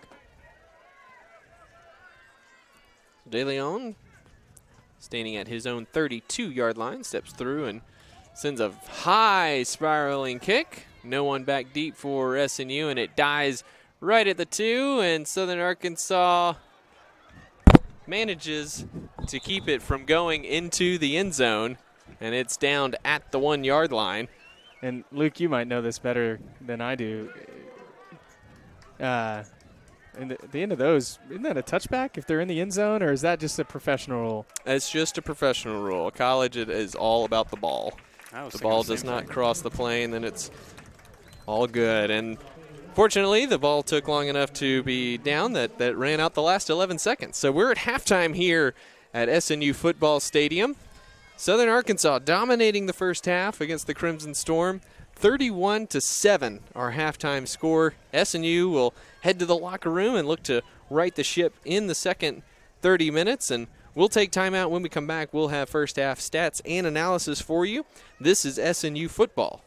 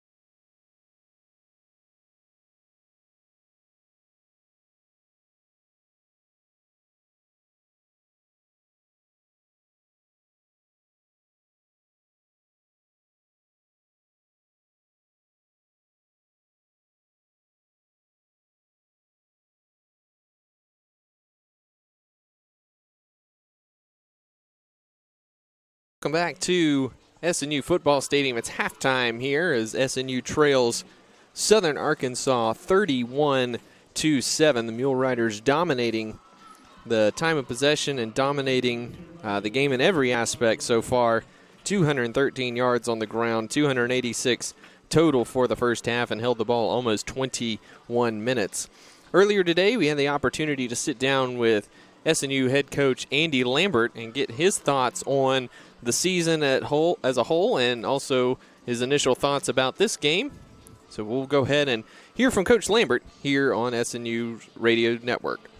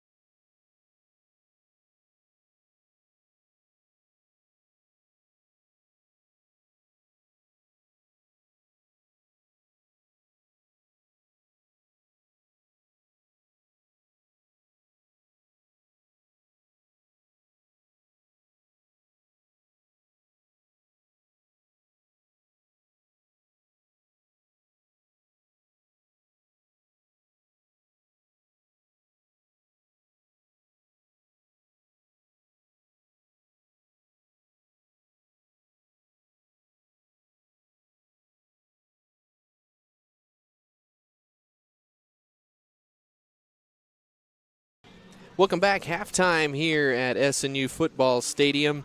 SNU trailing 31-7 to Southern Arkansas. The Mule Riders just dominated every aspect of that first half. SNU's lone points, a 62-yard touchdown pass from Gage Porter to Reed Roloffs. Again, the only points for SNU thus far. And Landry, not much to say other than Southern Arkansas has looked very, very impressive so far in this one. Yeah, absolutely. And there's obviously first game things that Southern Arkansas is working out.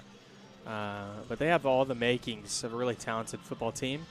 And the number one thing they're doing today is they're just more physical. Not that SNU isn't physical. They're just a little stronger. And they're kind of enforcing their will particularly on the offensive and defensive line of this game. Like we mentioned in the first half, every aspect of their game has been strong, including even the wide receivers blocking.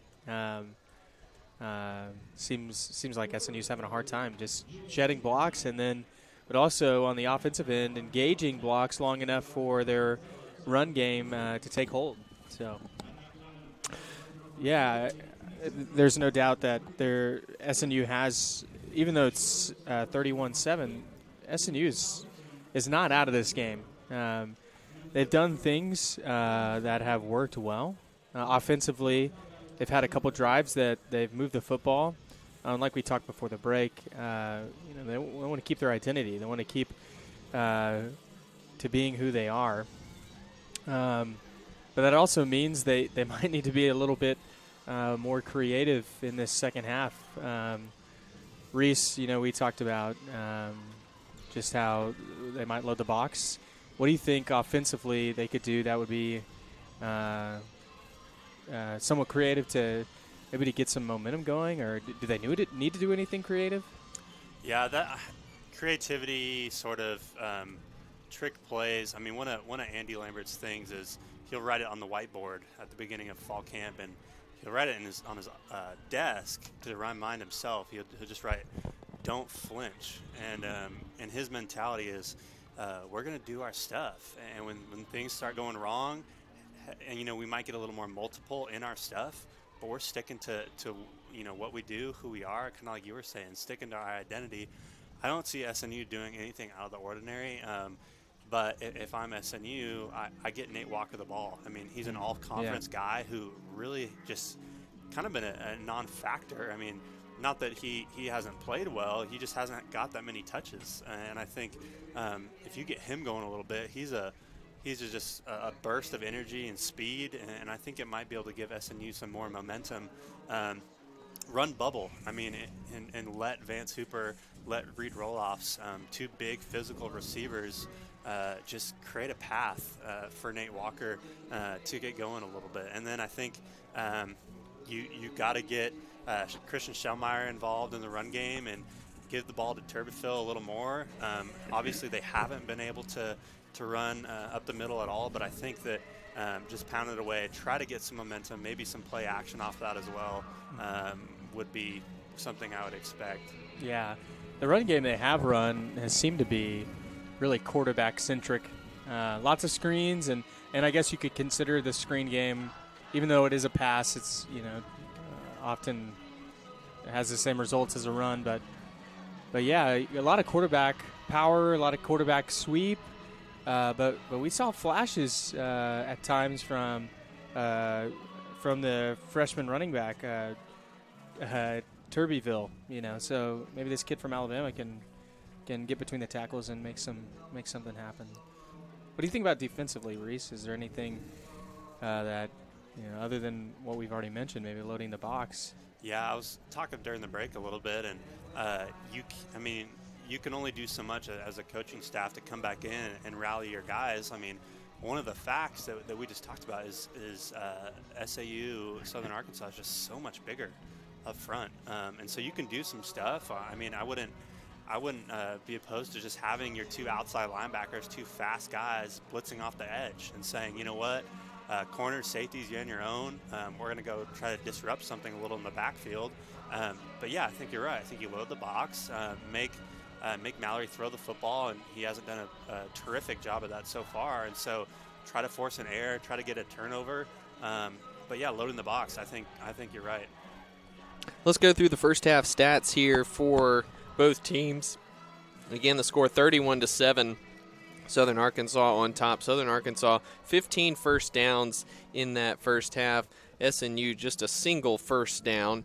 213 yards on the ground on 31 rushes for Southern Arkansas. SNU 14 yards on 10 carries.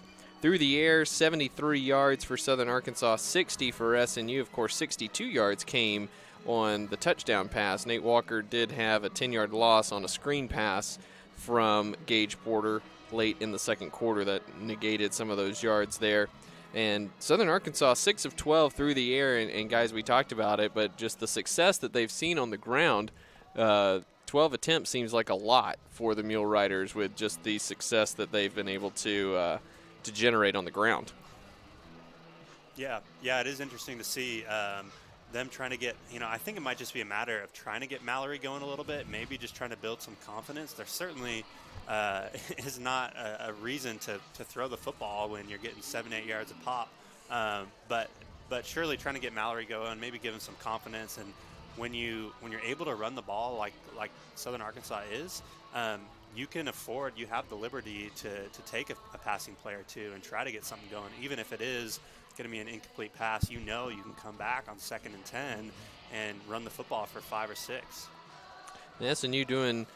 We talked a little bit pregame and with Coach Lambert earlier that Gage taking care of the ball was a huge key for both the team and for him individually. And SNU did have that one fumble in the first half, but like you said, Reese, at the time, it was just Reed Ruloff's working hard trying to get those extra yards on that screen pass. Yeah, and you can live with turnovers where guys are given effort. I think when we talk to Coach Lambert, he's talking a lot about mental mistakes, and you never want to. I'm not saying you want to turn the ball over, but you can live with certain things. But overall, SNU mental mistakes haven't been a problem. It's not like they have a bunch of penalty yards. It's not like they're shooting themselves in their foot in that way. Really just getting outworked on the front, both offensive and defensively. Guys, you've both played the game for a long time. Is it more encouraging or less encouraging when you have a score like this and you're not making mental mistakes?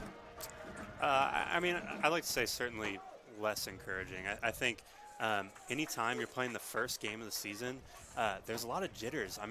If you're a guy on offense and you feel like, man, we're playing well in fall camp, we're doing it good against our starting defense, at the same time, you do not know what type of team you have until you play that first game. And so for SNU coming out here, you're kind of like looking around being like, man, is this going to be the story of our season? Yeah. And having a score like this certainly hurts first game. Even if you're eliminating mental mistakes, a score like this just is not, certainly a confidence booster to this SNU team to begin the season.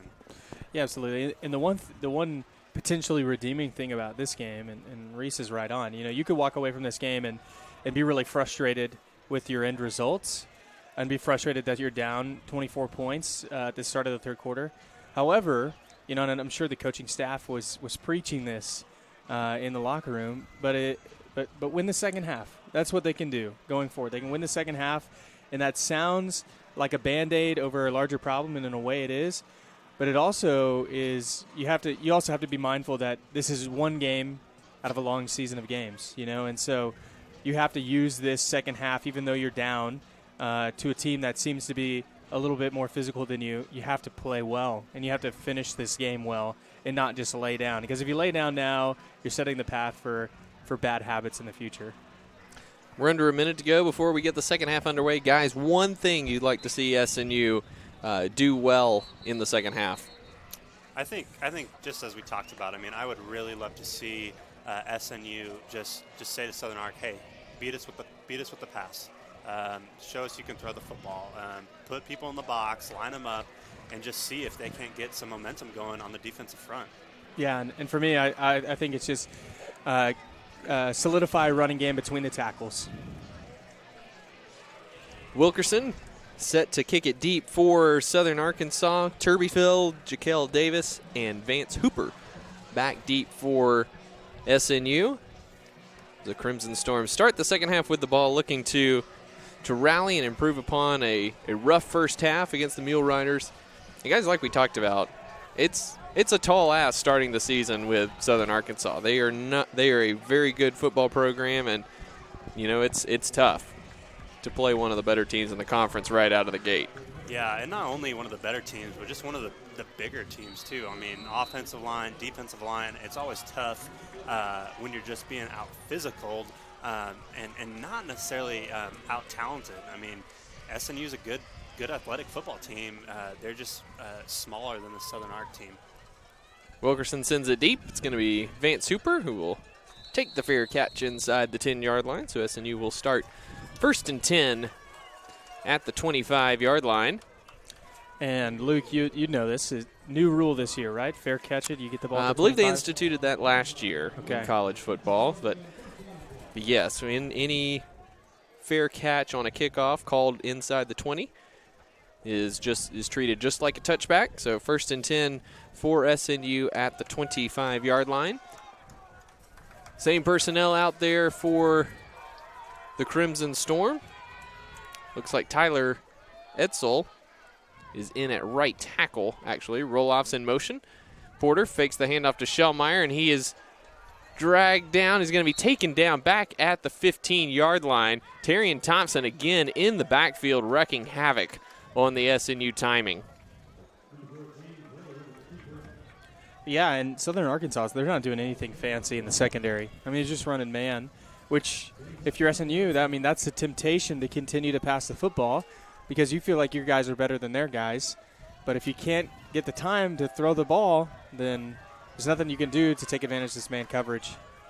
So a quick 10-yard loss on 1st down brings up 2nd and 20 for the Crimson Storm.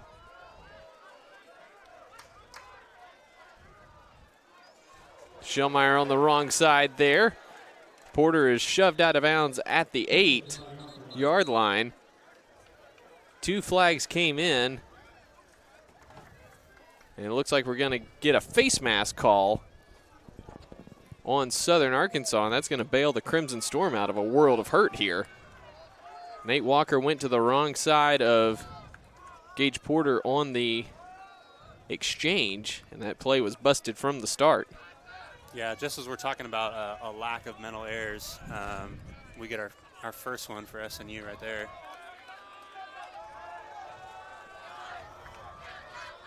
So we wait the call from the official. And it is a face mask penalty on Southern Arkansas, so the 15-yard penalty give SNU a fresh set of downs at the 30-yard line and basically a hard reset on this second half for the Crimson Storm. Yeah. So far, we're seeing them go open, too, with no tight end. Official on the far side blows the play dead. A little bit of a frustrating whistle right there for the offense. Gave away their play design just for it to be blown dead. Yeah, and like I was saying, going without a tight end, trying to open it up, maybe just see if they can pull some defenders out, get some guys out of the box so they can run the football better. Colby Branch there being the 4th receiver as opposed to seeing more of Dalton Sanders in the first half.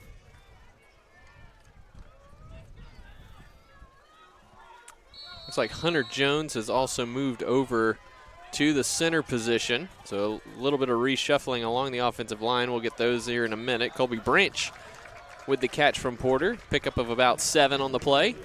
Yeah, and Colby did a great job of catching the ball and then getting upfield. That's just a short pass that turns into 7 yards instead of a 4-yard hitch route. So left to right on the offensive line right now is Hunter Flanagan at left tackle. Grayson Winters is now at left guard. Hunter Jones is at center. Number 71, Will Bates, is there at right guard. And then at right tackle, I believe, is Tyler Edsel. Handoff goes to Shellmeyer, breaks the tackle, and is taken down just shy of the 40-yard line. It'll be 3rd and about a long one. The ball will be placed just outside the 39-yard line. Yeah, Shellmeyer had a little crease there. One of the first times we've seen him carry the ball, but a decent run. Puts him in a real third and short situation.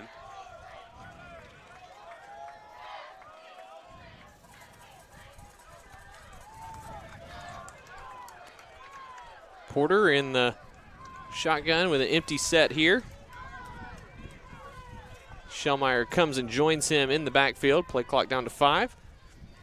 Pitch out to Shellmeyer. It's low, and Shellmeyer unable to reach the sticks as DeMarcus Puig made a great open field tackle on Shellmeyer, and just a little bit of a low pitch there from Gage Porter. Yeah, and even if it's a good pitch, I don't know that the result is any different. The outside receiver couldn't quite hold the block long enough. Yeah, and on a quick hitter like that, you just love your receiver to get a cut block and get a guy down. By the time he gets up, that's an easy 2 yards, which is all they really needed on that. Ryan Reed back to kick. Number 4, Micah Small is the returner. Fields it at the 20-yard line and is quickly taken down there by Anthony Stevens. Great coverage by the senior from Harker Heights, Texas.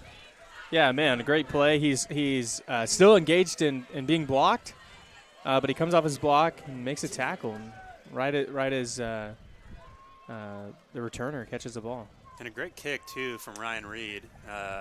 Man, he's hit 3 good ones in a row. Able to flip the field there, too, which, if anything, can be a small win for SNU.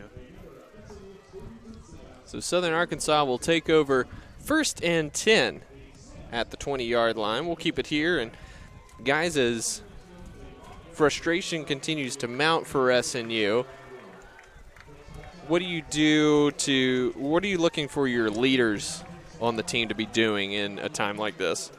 I mean, I think the one thing you don't want is for guys just to get quiet, you don't want to see Gage Porter start to lower his head and get down on himself, which I don't expect him to do at all. He's a fiery dude, and he's a confident guy. I think he's going to get his guys up.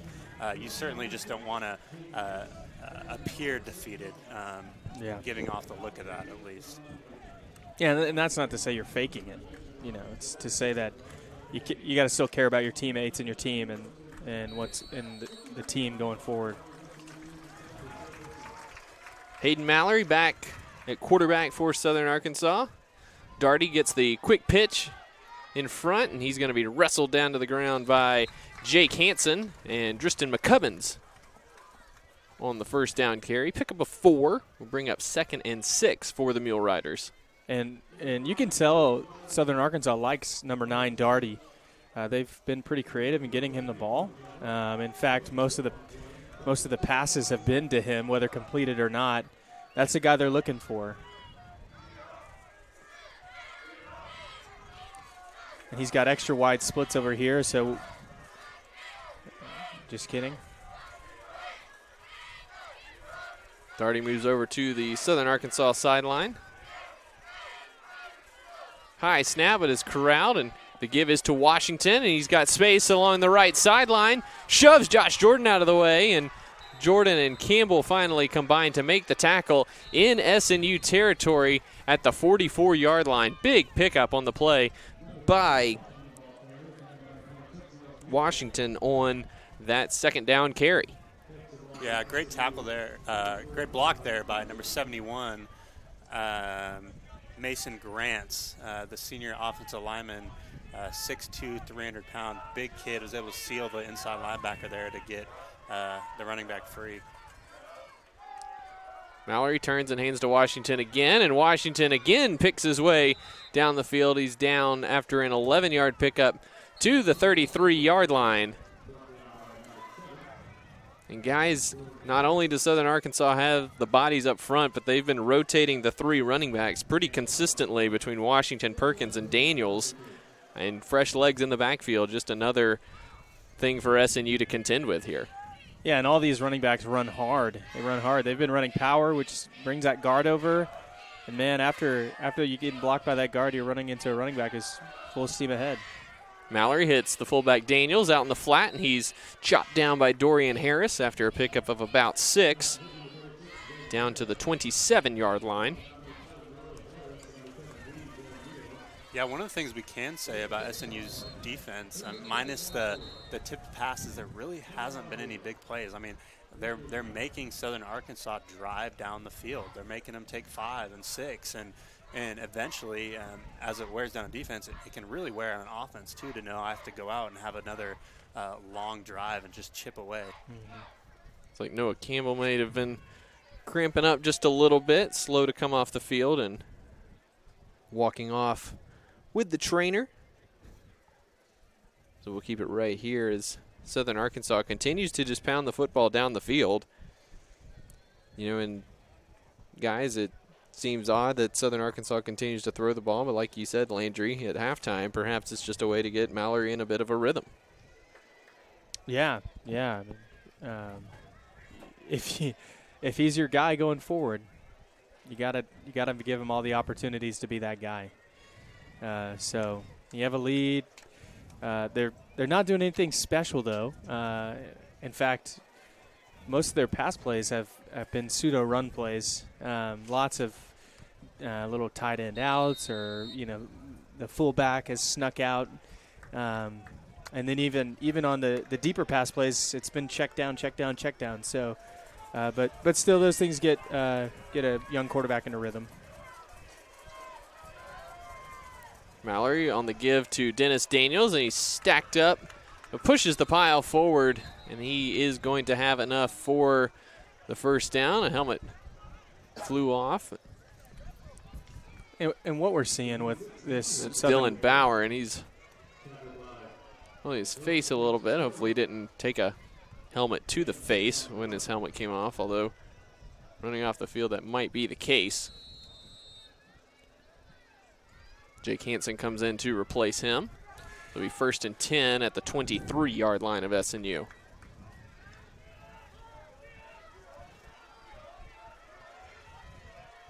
Micah Small, the man in motion. He takes the pitch, following Washington around the right side, and pickup of about 3 on the play. Good pursuit there from Adriel Hernandez and Josh Johnson from the far side of the field. We don't know much about Mallory's. We haven't seen him really run other than when he's been pressured. But that jet sweep, it's away, or it's to the formation. It's to the heavy side, and it's leaving this backside wide open. And the last 2 jet sweeps, there's been no one staying at home. So don't be surprised if he keeps one of those and takes it around the side. Mallory gives to Washington, working around the right side. Great penetration on that play by Dylan Bauer. Or Dylan Metter. These Dylans, they're going to kill me.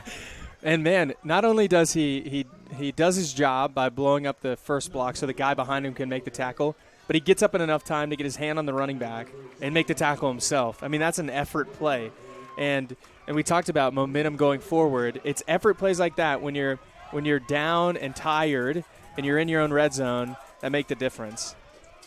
3rd and 7 here for the Mule Riders, an opportunity for SNU to get off the field. Number 7, Tristan Smith in at quarterback, and he'll take it around the left side, but he will be stopped short of the first down by Landon Walker.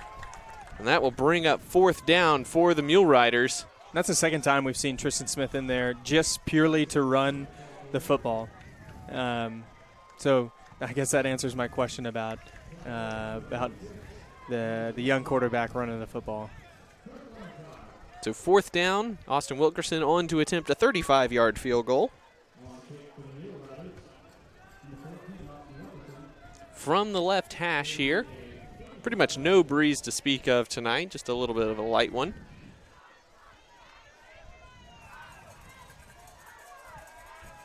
Wilkerson sends this one away, and it is perfect. So the Mule Riders extend their lead, 6:46 to go here in the 3rd quarter. It's now 34-7, Southern Arkansas. We'll be right back after this short break. This is SNU football.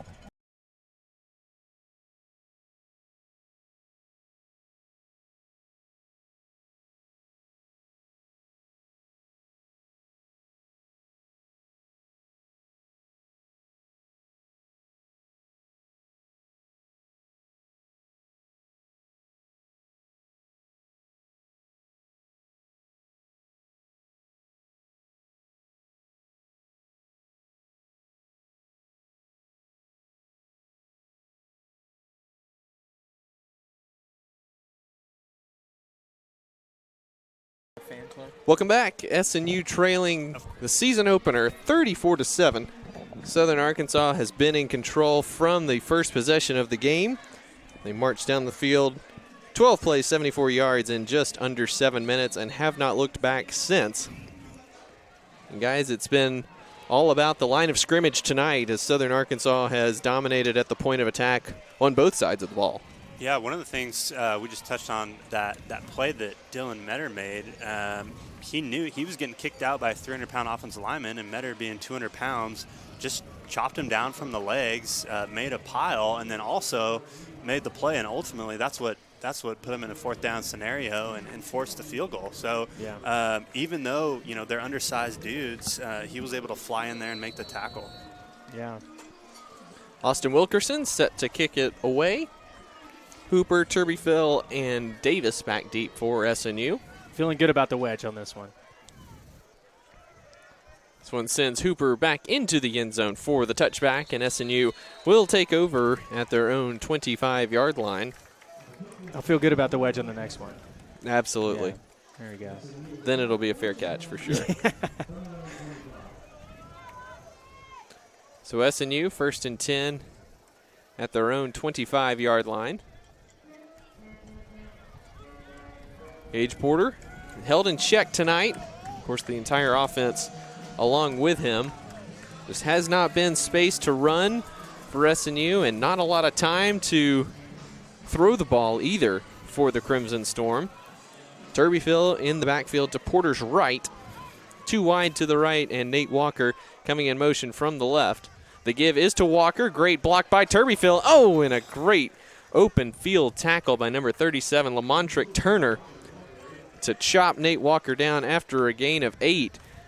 And that's just a great play because Turbyfill put a good block on Turner as well. Yeah, that's the type of play where they're going to go and film, and Lambert is not going to be disappointed in Turbyfill's block. Usually they say if you can get a guy just to lean with one leg off the ground, that's going to be enough for a guy like Nate Walker to sneak past. Yeah. And it was just an unreal play there by the defender. Same play. Porter keeps it this time and is quickly stacked up after a gain of 1. Yeah, no, it looked like Porter kind of second-guessed himself on that read. Take the gain of 1.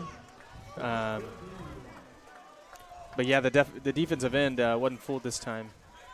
Del Christopher Wade with the tackle there. Brings up 3rd and 1, and guys, is this 4-down territory for SNU, even at their own 34-yard line? You hate to do that to your defense, right? You do. I think anything to get momentum. Looks like they're just going to. Looks like SNU will call a timeout here. And, guys, perhaps that is part of the discussion here is what do we call that leaves us an opportunity to, still have a 4th and very short if it comes down to that, if we're stopped on 3rd down. Yeah, they ran out there with Dalton Sanders instead of the tight end, which it seems like almost every time they've ended up throwing the football without the tight end. But I wouldn't be surprised if they don't try to go 4 wide and try to spread them out and run it up the middle here. Mm-hmm.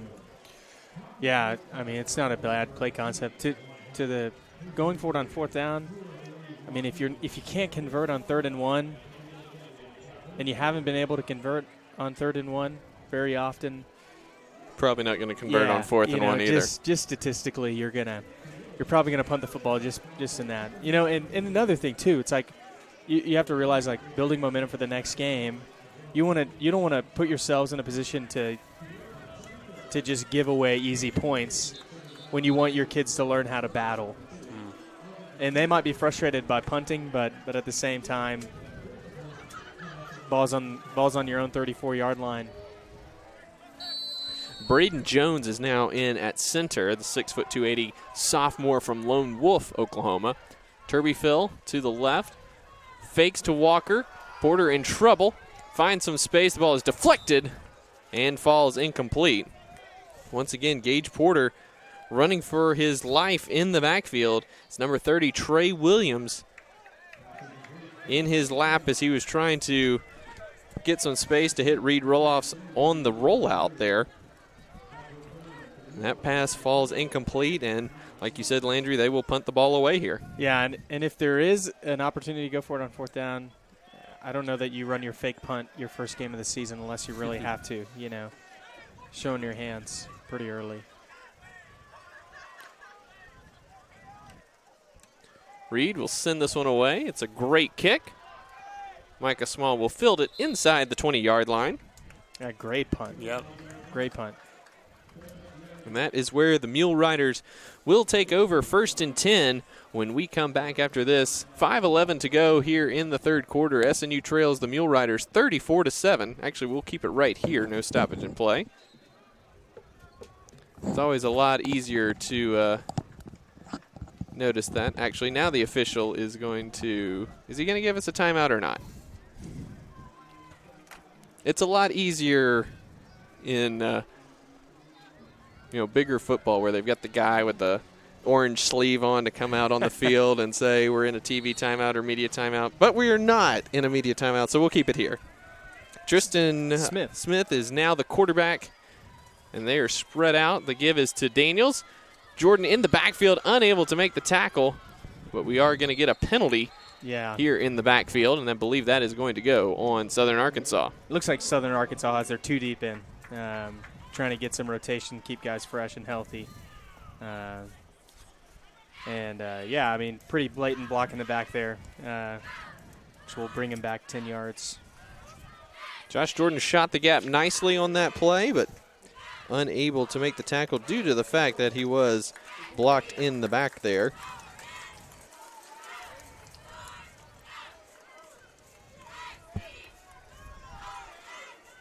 Only one Saturday game this week in the Great American Conference. Henderson State travels over to Shawnee to take on the Bison. Other games in action tonight. Northwestern is at East Central. Arkansas Tech is at Monticello. Southwestern is down in Durant at Southeastern.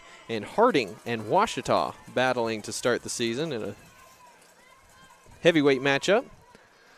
Ball is deflected, and it's going to be intercepted by Dylan Metter at the 6-yard line. Great pressure from the SNU defense and terrific job by Metter taking advantage of the opportunity. I think that was Landon Walker on that side, getting his hands up. Couldn't quite tell who deflected the football, but man, what an incredible effort play. Like we said, second half, you want to win the second half. You win it with effort plays, and I mean, trying to force them to throw the ball, like we talked about. I mean, once again, not necessarily a need for Southern Arkansas to throw the football, but SNU forces them to do so, and then creates a turnover. And so, exactly like we were talking about, and SNU's going to hustle on here. They got 5 seconds to snap the football. Let's see if they do it. Oh wow, they did it. Fade route to the corner for roll-offs. That's going to be incomplete, and just a little bit of a frazzled situation there with SNU hustling onto the field with just 5 seconds on the play clock. Yeah, and you throw the fade. You want to, if you're a quarterback, especially throwing an end zone fade, you want to be able to catch the ball, set your feet, and deliver a good ball. And when you're rushed by the clock, it might rush your whole motion, so the ball sails on him. Not even catchable. So 2nd and goal from the 7-yard line. 4:28 to go 3rd quarter. Turbyfield goes out to the right. Porter looks his way. Instead, he's going to run it up the middle. He's hit at the 2. And he's going to be stopped just shy of the goal line.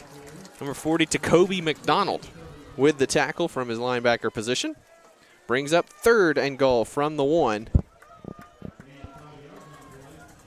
So, Luke, if you asked us if we would go for it on 4th down in this situation, I think we would. I think that's a good call. Yes, yeah.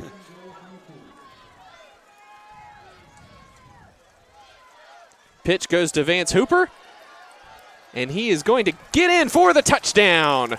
Great option look for Vance Hooper, who speeds his way into the end zone, and SNU has their 2nd touchdown of the evening. First play under center today. Yeah. And it looked like just an old-fashioned toss.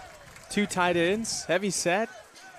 No fullback, though, right? This is modern football. You can't have those. So No, and Vance Hooper Reese, one of the fastest guys on the team. Yeah, and not only that, one of the strongest guys on the team. I heard he power cleaned 350 pounds, which would be the biggest power clean out of any player, any position for the Storm. And he's doing this as a true sophomore.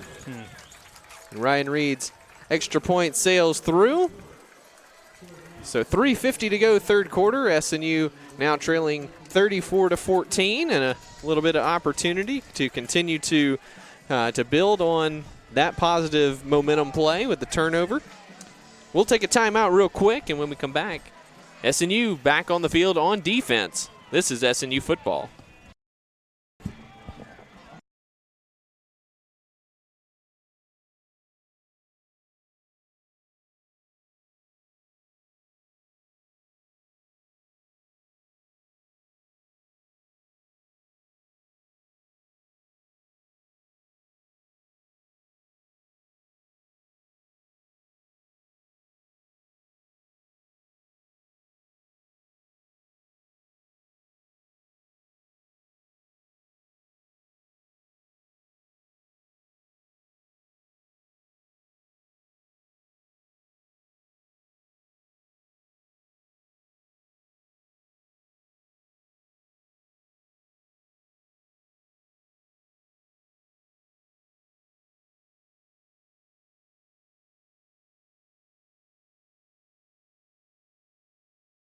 Ryan Reed kicking off for SNU.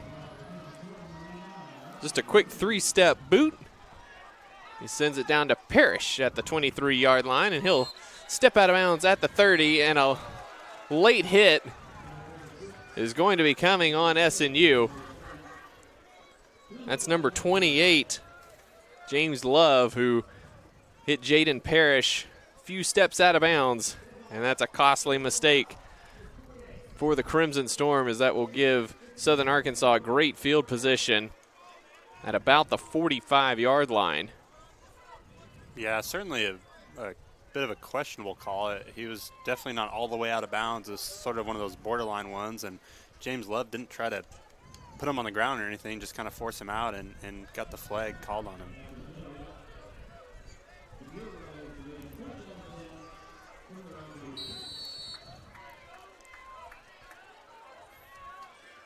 Tristan Smith still back out there at quarterback. Sir Charles Perkins in the backfield. Two wide receivers to the right, two tight ends left for Arkansas. One moves in motion to the right. Smith pulls it out of Perkins' belly and is cut down after a 1-yard gain. Dylan Bauer in on that play, along with number 16, Jason Gully. We've seen a lot of guys along that defensive line tonight, guys. Anybody in particular really standing out to you? Certainly Landon Walker, the baseball turned football player here. He's 6'4", 220 pounds. I mean, he's a good-looking kid, and he's been playing well. Perkins trying the right side. He's chased by Jazz Pitts, and Jaquel Davis is able to corral Perkins out of bounds for a couple-yard loss. Great hustle from the right defensive end position by Jazz Pitts. Yeah, he's a guy who redshirted last year, and we just heard nothing but good things about Jazz Pitts. It's real fun to see him get to play a little bit. And he can really run, too, for his size. Yeah, absolutely. It was a zone away from him, so he had a down block. Man, and he went straight downhill, which is what you're taught to do. So you flow with the flow. And, man, he almost came around the backside and caught the running back of all people. Yeah. So 3rd and 12 for the Mule Riders. Smith back to pass.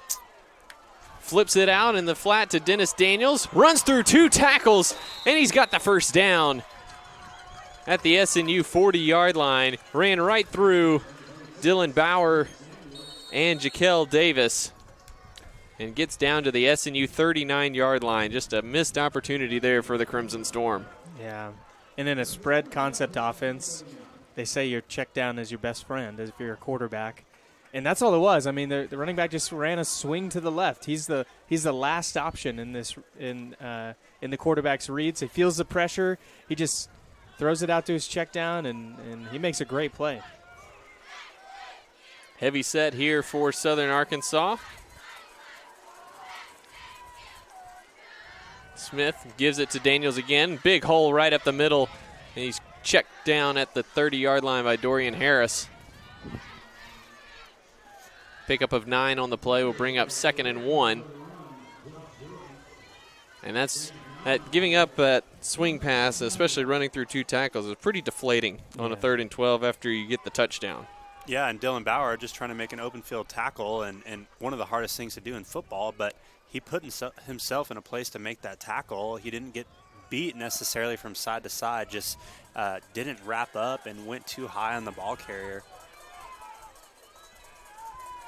Smith turns and gives to Sir Charles Perkins, and he powers his way down to the 20-yard line, pickup of 10 on the play. And guys, as we've seen all night, Perkins didn't run into even his own lineman until he was 6 yards down the field. They were getting such a good push.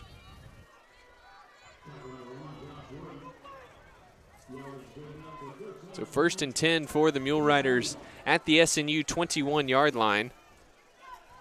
30 seconds to go here in the 3rd quarter.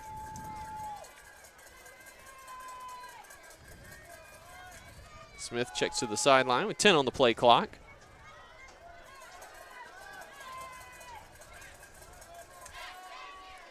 Fakes the pitch, now rolls out. Jaden Daniels fumbles the football, and Josh Johnson falls on it at the SNU 31-yard line. Huge play for SNU, and it's Dylan Metter forcing the fumble on Jaden Daniels, who caught the swing pass from Smith. And SNU with another turnover turns away the Mule Riders. And it's just another example of an effort play. Like, there's nothing fancy about that play. It's just a fake sweep, and they're thrown to the tight end. We've seen it probably 10 times tonight. But SNU makes a great effort play and has a big hit. They follow up the hit with the recovery of a fumble. Yeah, and that's certainly just characteristic of an Andy Lambert football team. I mean, these guys just aren't going to lay down. They're going to play till there's no time left, and so you're seeing that right there. Nico Nieves on the field for the first time tonight, goes in motion over to the left side. Turby Phil and Nate Walker in the backfield.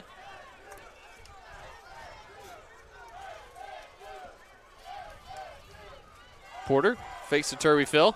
Now has some space up the middle. Flag comes down in the backfield, and Porter is chopped down in the backfield by Lorenzo Watkins, who closed very quickly. Going to have a hold here on SNU, and that's going to take us to the end of the 3rd quarter. We'll get the officials' call here, and then they're checking to see where Southern Arkansas will take the penalty or decline it.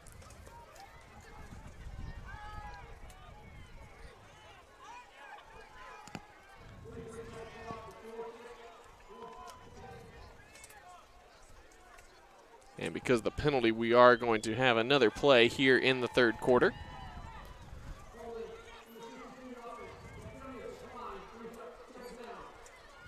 So they will decline the penalty here.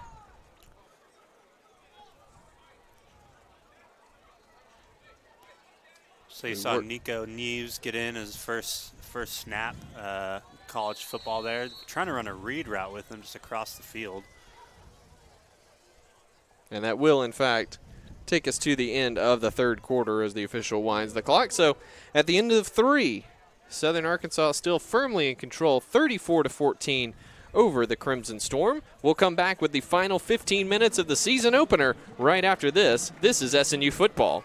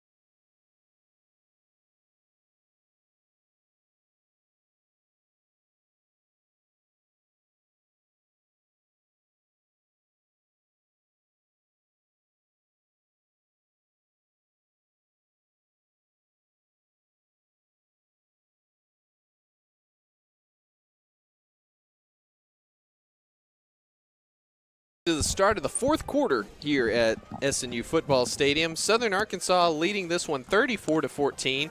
The SNU with back-to-back turnovers forced on Southern Arkansas possessions. A little bit of momentum here with a touchdown in between those. 2nd and 13 after Southern Arkansas declined that holding penalty. Porter fakes the give to Roloffs, and he is just manhandled in the backfield by number 92, Prince Udenze, just in the backfield very quickly for the Mule Riders, and that's something that we've been seeing all night long. Gage Porter just nowhere to run. Yeah, certainly looked like it could have been a give. I didn't see how the end came up, but there's room on that outside. Nate Walker was out there blocking. Could have seen Reed Roloffs get around the edge. So it brings up 3rd and 17 now for the Crimson Storm.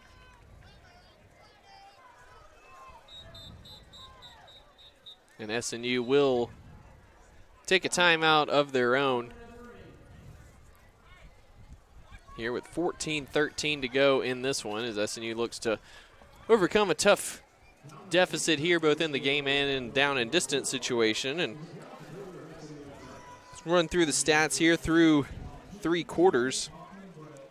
Southern Arkansas up to 278 yards on the ground through 3 quarters, 93 yards through the air, 371 total yards for the Mule Riders.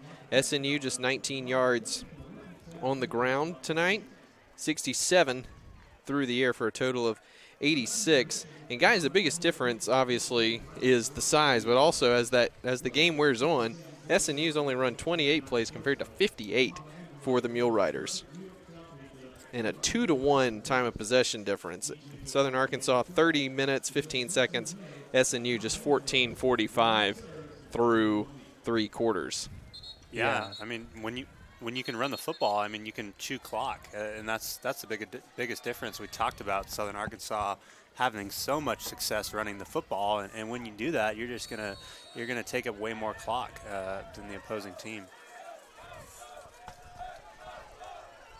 Porter takes the shotgun snap, is flushed out, looking for space to throw, running for his life, finds Nate Walker on the sideline, but Walker only able to gain a yard with that play. As Porter unable to get that to him in a position that Walker could get up the field with it. And that will bring up 4th down, and Ryan Reed back on the field for his 7th punt of the evening. One positive, Ryan Reed has looked like his normal self, 41 and change on his averages for the night. Yeah, that includes a wobbler in the first half. Wobbly kick here, but it's good distance-wise. Small catches at the 34 and immediately runs out of bounds, pursued by Christian Schellmeyer.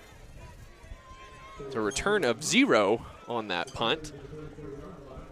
And that'll put the SNU defense back on the field, which has forced turnovers on back-to-back possessions. And guys, when you're looking for positives coming out of this game, you certainly admire the fight that they have played with here in the second half.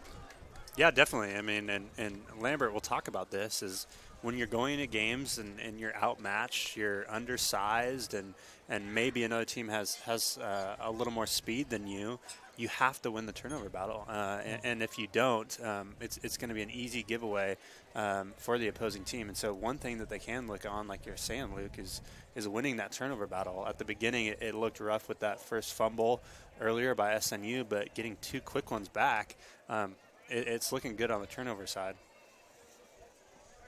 Yeah, I mean, they've continued to fight.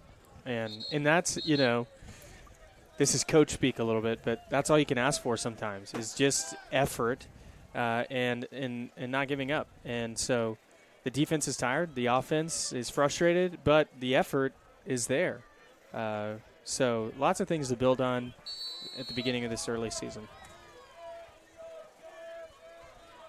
Thomas back at quarterback for Southern Arkansas. The give is to Washington right up the middle. He plows ahead to about the 40-yard line. Pickup of 6 on the play.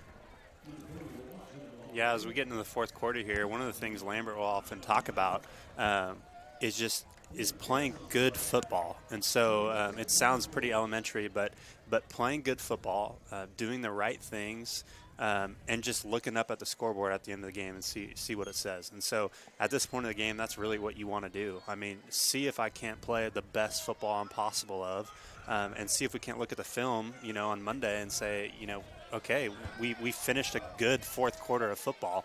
And so hopefully that's what can come from this. Give is to Washington, and he's taken down in the backfield. Great job by Jake Hansen and Josh Johnson shooting the gap there. Loss of 2 on the play. One of the few negative rushing plays for Southern Arkansas tonight. Yeah, and when you're undersized, even in the linebackers, right, you have these big offensive linemen come to the second level quickly to get you. You have to be able to get under a block, and then you have to, if you get under the block, you got to make the play. And Hansen makes a terrific play right there, shooting underneath the block and grabbing the ankles of the running back. So 3rd and 5 for the Mule Riders. 2 wide receivers to the right. Thomas looks that way, and the throw is wide of Darty. Another good stop there for the SNU defense. That'll bring up 4th down, and Southern Arkansas will punt this one away.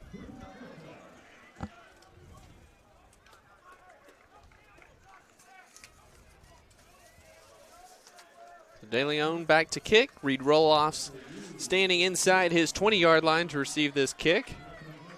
Under 12 minutes to go here in the fourth quarter.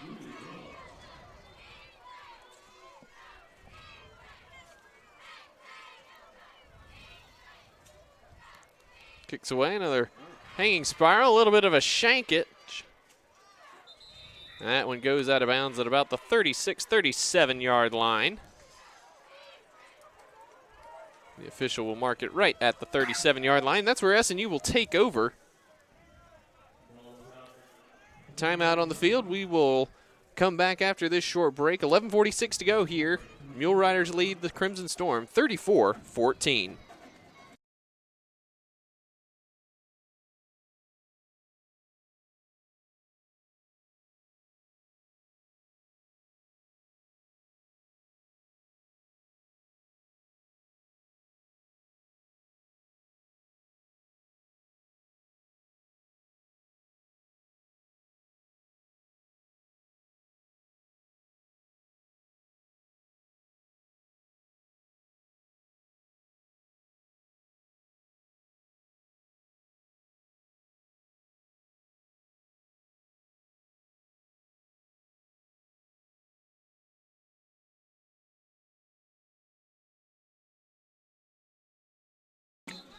Fourth quarter here at SNU Football Stadium. The Crimson Storm trailing this one 34-14 against Southern Arkansas. And guys, like you said, all you can ask for is win the second half, and so far, SNU doing that to the tune of 7-3. I've never been told I'm a pessimist. That's right. Turnover battle, too. Nate Walker out in motion to the right. Porter rolls that way. Looking to fling it deep. Trying to get it to Reed Roloff's coming across the field, and Porter just not enough time to get enough on that one. And this is what Lambert talked to us about earlier today. Just they like when Porter is creative. They like these kind of plays where he can use his abilities to create opportunities for big plays. And it was nearly one there, just not quite enough time to get the ball off. And maybe he sets his feet earlier next time and launches that a little bit sooner. So 2nd and 10. Turbyfield and Walker in the backfield with Gage Porter, one to either side. Give is to Walker around the right side. And Walker will scamper out of bounds at about the 43-yard line. Solid pickup there on 2nd down. It will bring up about 3rd and a long 3.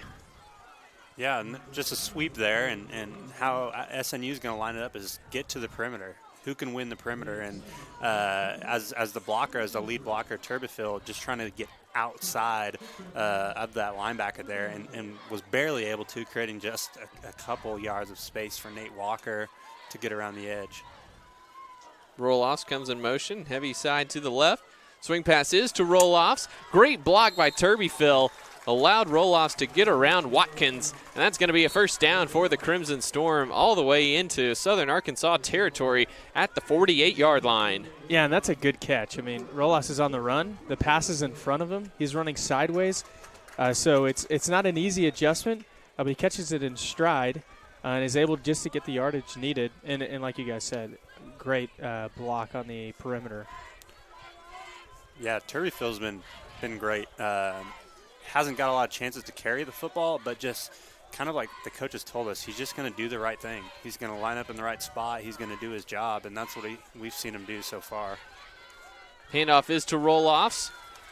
Good shot block again by Turbyfill, but unable to get around both guys there on the edge as he's taken down on the play by number 33, Stacy Lawrence. Loss of 1 on that sweep by roll-offs. Yeah, and Abrams, the defensive end, if you're young and you're a young football player watching at home, you never want to run up the field. If you're a defensive end, you always want to set your feet and sit in a chair, as my coach used to tell me, and ran up the field, and the play ran right past him. Running back to either side, Walker on the right, Turbyfill on the left.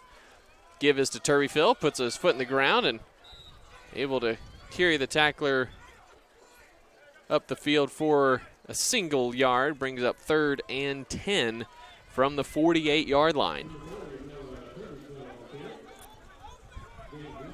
You can kind of see the football guy mentality of Turbyfill. Very decisive, foot in the ground cut right there. Yeah, a lot of guys, especially freshmen, you got to work with them a lot of times for years to get a guy to not run side to side, but to just get vertical.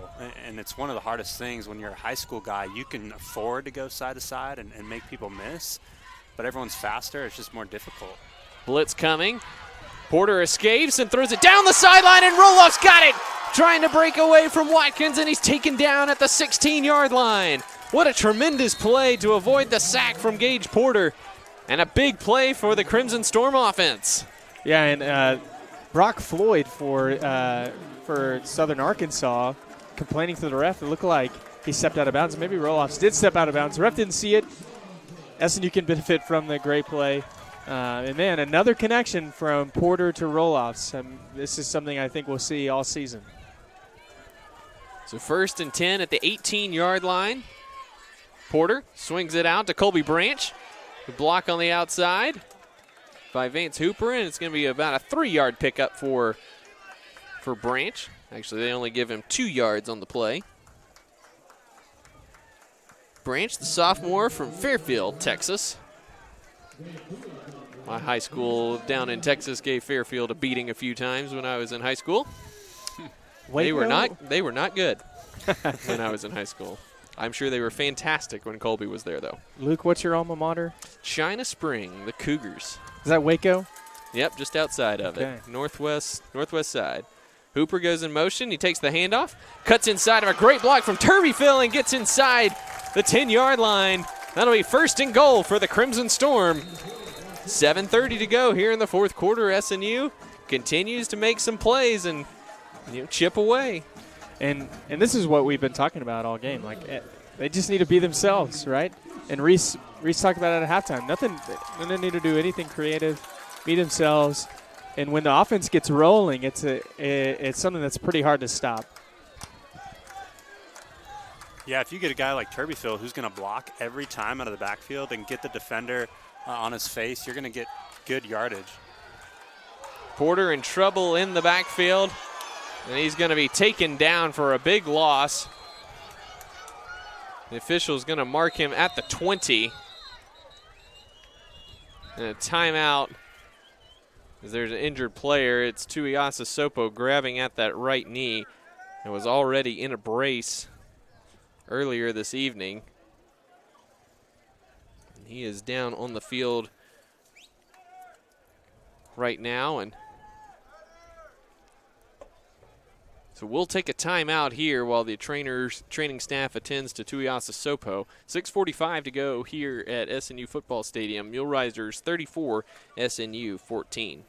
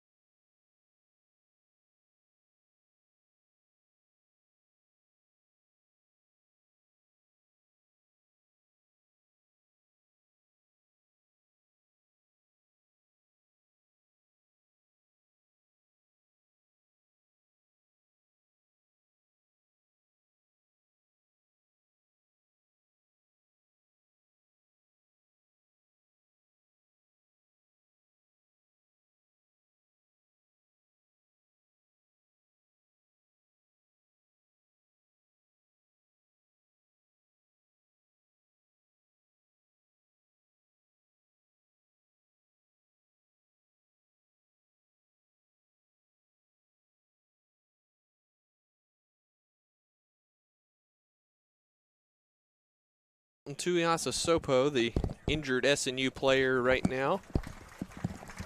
They help him off the field with some help from teammates, favoring that right leg. And he came into tonight with that knee brace on that right knee, and certainly looks like he aggravated that. Just a tough break to see your night end and the season opener like that. And we saw the same for one of the offensive linemen for Southern Arkansas, who was over there on crutches. I believe that was number 69, Trey Thomas, who was the starting center. So, two fairly, what looks like substantial injuries for the two teams tonight. And for SNU, a substantial margin here. 2nd and goal from the 20 after that big loss on first down. Porter rolling to the right. Finds some space, finds a wide open Nate Walker at the 5, and he dropped it. Nate Walker found himself wide open along the numbers at the 5-yard line, and he was unable to bring in the pass from Porter, and he had a great chance to score there. Reed Roloff's coming off the field, favoring one of his legs a little bit. That'll bring out 3rd and goal from the 20-yard line. Yeah, I think he caught that and dropped it about 5 times before he hit the ground. Yeah. And without Tuiasa Sopo, I wonder if SNU will even use a tight end, and they may just go open the rest of this game. Porter gets the snap as the clock was winding down, looking for Vance Hooper in the back of the end zone. A little bit overthrown, and a flag is thrown. Late flag, yeah. Wonder if it's roughing the passer. Seems so late. Looks like it's going to be holding. The early indication. The head linesman also threw a flag along the sidelines. Might have been illegal shift as SNU was hurriedly trying to get the snap off with the clock running down. Yeah, and if there's one thing we've learned tonight is that I should never predict penalties because every time I do, I am way wrong.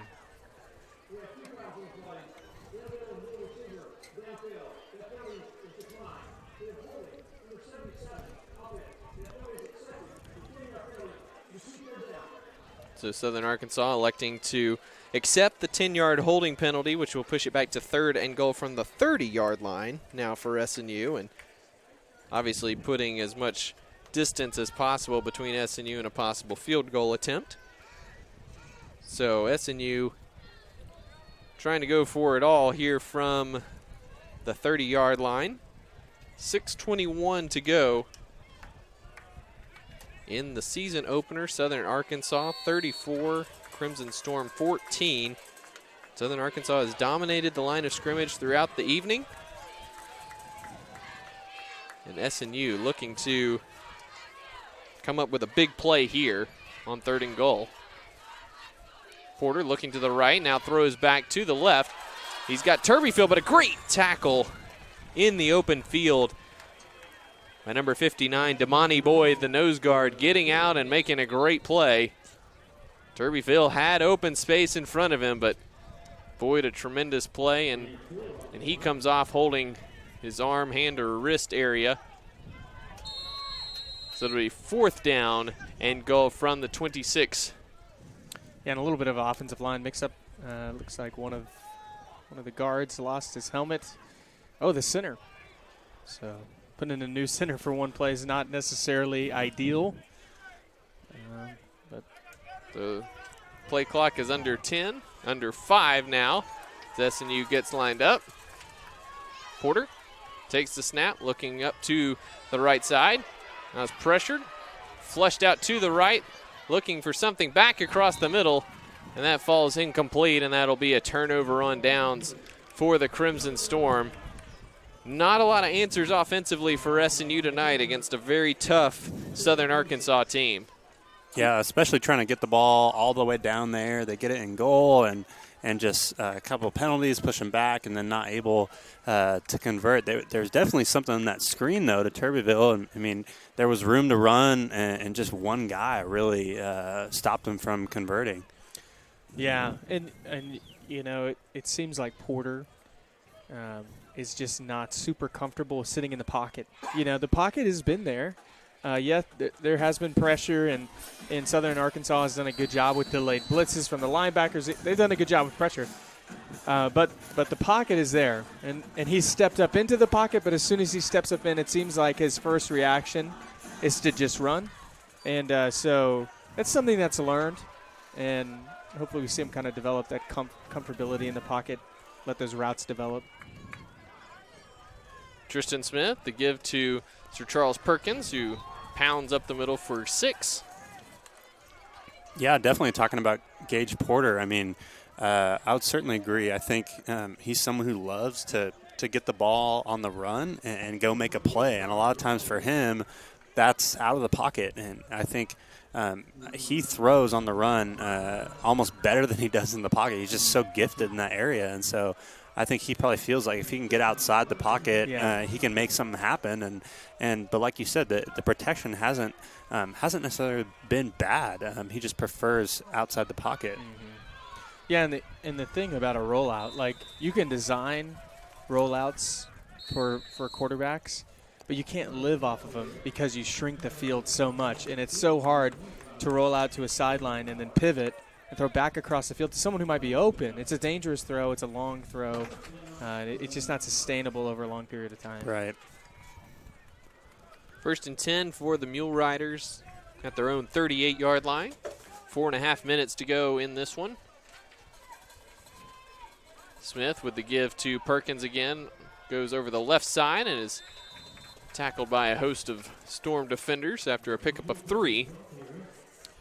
One thing that Porter, I think, has really gotten better at from the last few games last season, he had one overthrown screen in the first half, but, man, he's been on the money with those quick screens. And if you're running an offense like SNU's where it's so fast, like every screen is catch, throw, those have to be on the money. They have to be accurate, and they've got to be to where they can catch them easily. He's done a good job. Yeah, he really has, and that's what we heard from the coaches. He's improved tremendously throwing the football. Last year, he was amazing running it, and so looking to see him continue to progress in the throwing area.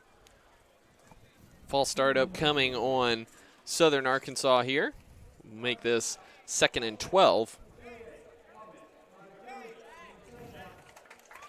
SNU getting some – rotated a lot of guys here on the defensive side. Number 29, Bryson Cross in there, the senior linebacker from Tyler, Texas.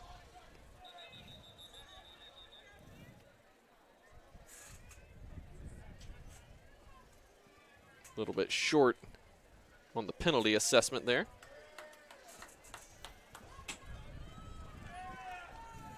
So 3:33 to go in this one. Southern Arkansas still leading by 20. Guys, again, like we talked about, SNU has certainly not given up in any way this evening, just a little bit of a physical mismatch. Handoff is to Daniels. He pounds away up the middle, carrying tacklers, and is pushed by, with help from an offensive lineman,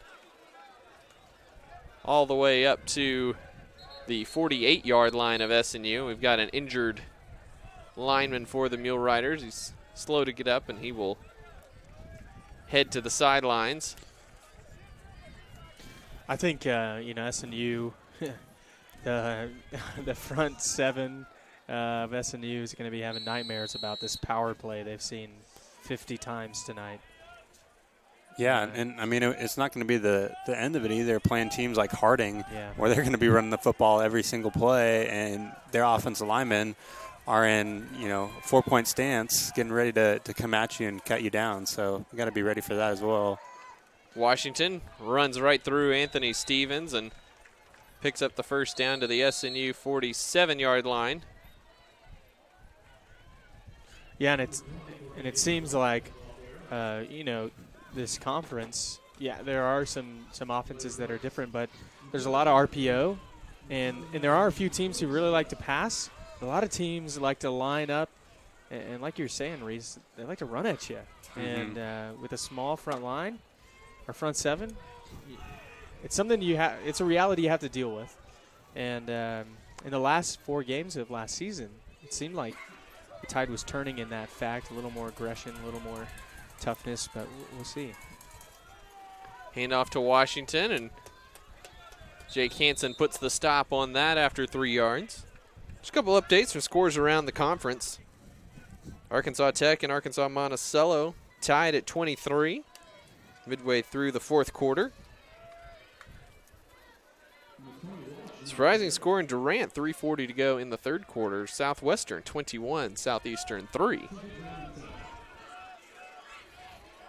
And in Arkadelphia, in the 3rd quarter, Ouachita Baptist, number 4 in the country, 12, Harding 7. And again, tomorrow evening we'll see Henderson State taking on Oklahoma Baptist. Only Saturday game on the slate for the conference. We're under a minute to go here in the season opener for the Crimson Storm as Southern Arkansas faces 3rd and 3 from the SNU 40. Daniels powers ahead, and he will be stopped short, but that's all that they needed, as time will run out on the Crimson Storm here in the season opener. A tough battle for SNU tonight, facing Southern Arkansas, and 34-14 is going to be the final here at SNU Football Stadium. The Crimson Storm will fall to 0-1 to start the season. Southern Arkansas 1-0. Next week, SNU will head to Arkadelphia to take on the Henderson State Reddies. We'll have full coverage of that game. It kicks off at 6 o'clock from Arkadelphia, and we'll have full coverage here on SNU Livestream and Crossover Sports Radio. And guys, your initial thoughts on this one? Certainly a very tough challenge for SNU opening with Southern Arkansas, but just a physical mismatch here. Yeah, I think like we talked about earlier, playing your very first game, you're kind of testing the butterflies. All right, what type of team do we have this year? And playing against a team like Southern Arkansas, it'll be interesting to see how they fare this season. But so far, I mean, they look like a really strong team, a team that can basically run the ball at will. And so that's going to be a question that SNU is going to have to answer coming forward. How are we going to stop the run with teams that just have bigger guys than us? And most of the time in this conference, they're going to be facing offensive lines that are bigger than them. And so that's something that'll be interesting for SNU to address going forward. And Reese, you've spent the last 3 years in the conference. Just how often is it going to be to the same degree as we saw in the kind of mismatch between SNU and Southern Arkansas tonight? Yeah, I think there's some hit and miss. I mean, I think a team like Southern Arkansas, they've been known to have really big physical defensive line, and as you saw, they're basically 300 pounds across the board on the offensive line. And so certainly you'll get into some teams that want to finesse a little more, like Northwestern, and want to throw the ball around a little more. And SNU, I think, feels confident in that. When they play a team that wants to throw the ball, I think they play to SNU's strength in the secondary. And so it's definitely a thing in this conference where it depends on the team you're playing. But like we talked about, you are going to play a team like a Harding that wants to get downhill and run the football. And so you're going to have to address those sorts of things. Landry, obviously it's always difficult to play a tough team like this, but what sort of physical toll could this take on SNU down the road, having to play such a physical game and getting, to a degree knocked around a little bit on both lines of scrimmage? How's that going to affect from a health standpoint going forward? Yeah, well, it's hard to say. Doesn't seem like there were any injuries tonight, other than Tuiasa Sopo. So you have to take that as a positive, especially at a game that it is so physical. Sometimes this is a game, even week one, you can see lots of guys go down. I think if you're a coach, you're saying, man, I'm glad this was week 1 and not week 10. You guys have a little bit, you just have more endurance. The bounce back and the recovery throughout the week is good. The thing that if you just look at the first half, you think that SNU started to lay down. But if you watch the whole game, they really played with great effort. And so, yes, physical game, it takes a toll on your body. You might be sore in the morning, but when you start looking at, and you might hate the first half of film, but when you start looking at the second half of film, you're going to start seeing these positive things, these things that you were coached on all fall, and for some of these guys all spring. You're going to see like, oh, when I listened to the keys on this defensive alignment, I made this tackle in the backfield, or when I was running with speed to block my cornerback, it sprung a run for Nate Walker. So you look at those things, and your soreness and your toughness, or your soreness and your tiredness will start to kind of fade away when you see some of the things you did well. So hopefully they're looking at it from a positive standpoint, especially when they look at film next week. What are some of those positive things that SNU can take away from tonight? And, because obviously the biggest thing that comes out is just the line of scrimmage. Just was not a battle that SNU was able to win tonight. But what are those positive things that they're going to be able to hang their hats on? Yeah, I think you have guys like Reed Roloffs who they're going to make plays if you get them the football, and we saw that a couple different times tonight on one touchdown catch for 60 yards, and then another longer one that he had. That's a guy that they can be happy about and be proud in, and I think come goal line, they're going to want to get the ball in the fade, and so that's something I think they can be proud about. And Josh Jordan played an excellent game, I think, and forced a turnover and had a lot of tackles, started really playing downhill and filling in the run game. So those are two things right there I think you hang your hat on and say, those two guys played well, played with confidence, and hopefully that brings some energy boost to both sides of the ball. Yeah. I think the takeaways, turnovers that you had, and two of them were on the second string for Southern Arkansas, are part of the second string, not fully. But a takeaway is a takeaway. And the fact that you're making plays when in a point when you don't have to. And both of the takeaways were effort plays. We talked about it in the broadcast. I mean, there's a tipped screen that turns into a diving catch interception. That's effort, right? You could just, if I don't remember who intercepted it, but if you're him, you could have just let it fall to the turf. You're like, I probably couldn't have gotten it anyway. And then you turn a routine out route, you rally to the football, and instead of just wrapping him up and taking him to the ground and just dealing with the 5 yards, man, you hit him hard, and you hit him with pace, and then all of a sudden it's a fumble, and you recover the fumble, and you have good field position. Unfortunately, it didn't turn out to a touchdown. Almost did. But so you look at those things and you say, these are things we can build on, and these are things that we can do. We can make plays, and you even think, man, in the first half, would this game have been different if there's an interception on the 1 yard line and not a touchdown that stretched the game from 24-7 to 31-7. I mean, so you look at those things and say we really put ourselves in position to score more points defensively. And unfortunately, it didn't work out this game, but it's a lot of positives to take away. How much stock do you guys put in the first game in general, and how much stock do you put in this first game?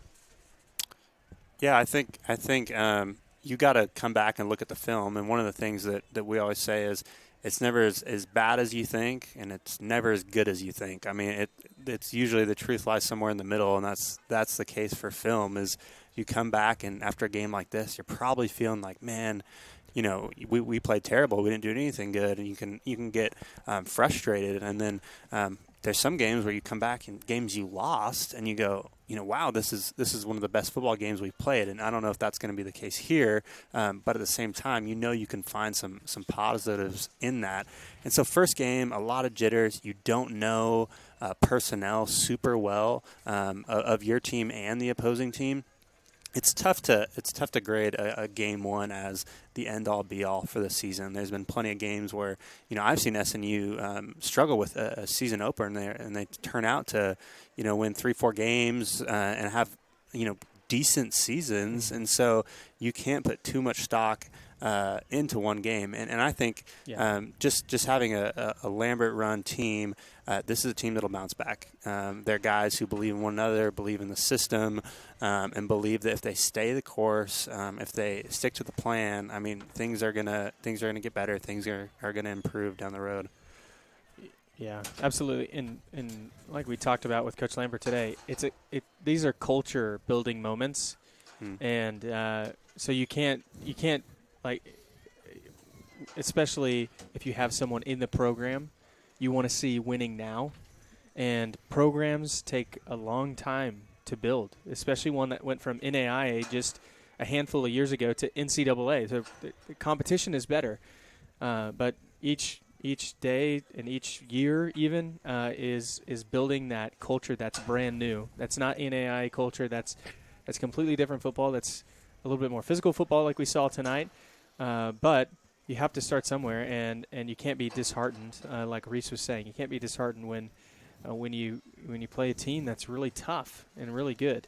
But you have to bounce back, and you have to, like they did last year. You know, we've seen it from this team. The evidence is there that it is a long season, and it might look like 1-7 for a while, but it might finish with 2 wins at the end of the season. So it's one game. SNU, I think, definitely is wanting to not be 3-8 again this year, but I don't think they're saying their season is over tonight either. Absolutely, and you know, one last thing before we run through the final stats. Does this game at all change your thoughts about what SNU could be this season? No, I don't think so. I think they got to stay the course, and I don't even know if 4 games would change my thought on what SNU could be this season. Obviously, there's some games they have marked on their calendar that they feel like they could really compete and win in.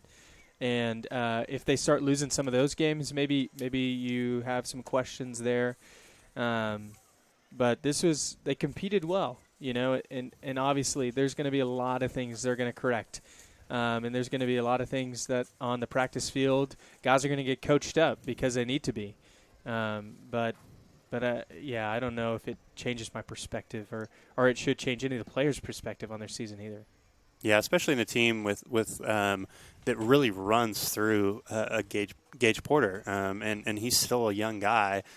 He has a lot of growth to do, and he's a guy who's only going to get better with time. We've already seen how he's able to pull something from nothing, scrambling around, making plays, and he's a tremendous athlete and a guy who's just going to get better with time. And so, I mean, the kid only has a handful of starts under his belt. I mean, and this is week 1. And so I think, to answer your question, no, I think it's a team that continues to get better over time. And this is one game, and you can't make too many assumptions just after week 1. Well, let's go ahead and run through the final stats here for the first game of the season for both teams. Again, the final score, Southern Arkansas 34 and SNU 14. 22 first downs for Southern Arkansas, just 5 for the Crimson Storm. Southern Arkansas put up 323 yards on the ground, 93 through the air, 416 yards on 69 plays. And guys, like we talked about throughout the game, just the difference in offensive philosophy shows, it matches the personnel. Southern Arkansas with 3 terrific backs and a quarterback that's kind of finding his way, as opposed to the last 4 years with the previous quarterback who threw for almost 14,000 yards in his career. So a very different offensive philosophy, and you saw all 3 running backs, Sir Charles Perkins, Dennis Daniels, and Cordavion Washington, all nearly going over 100 yards. Dennis Daniels, 13 carries for 99, the one of the 3 that did not hit 100, and Washington, the only one of the 3 that did not find the end zone. They are 109 yards for Washington, 103 for Sir Charles Perkins for those 323 yards. Hayden Mallory was 9 of 15 through the air, 86 yards, and a fluke of a touchdown pass to Jared Lancaster. Tristan Smith, 2 for 4 for 7 yards with that interception. For SNU, Nate Walker had 5 carries for a net of 17 yards. Vance Hooper had 2 carries for 11 yards. Noah Turbyville, 2 carries for 8 yards. SNU only able to get 24 rush attempts tonight and only 42 total plays. Certainly not the type of recipe to control the clock like they want to do. Yeah, certainly. And one of the stats that just jumps out at you, if you would have said SNU is gonna throw for more yards than they would have ran for, you wouldn't have believed me at the beginning. But that's what happened. And Reed Roloff's 3 catches for 100 yards. And so with how many total yards? 130 total yards SNU had, 100 of them coming through the air via Reed Roloffs. And so that's certainly one stat that's kind of jumps out at you.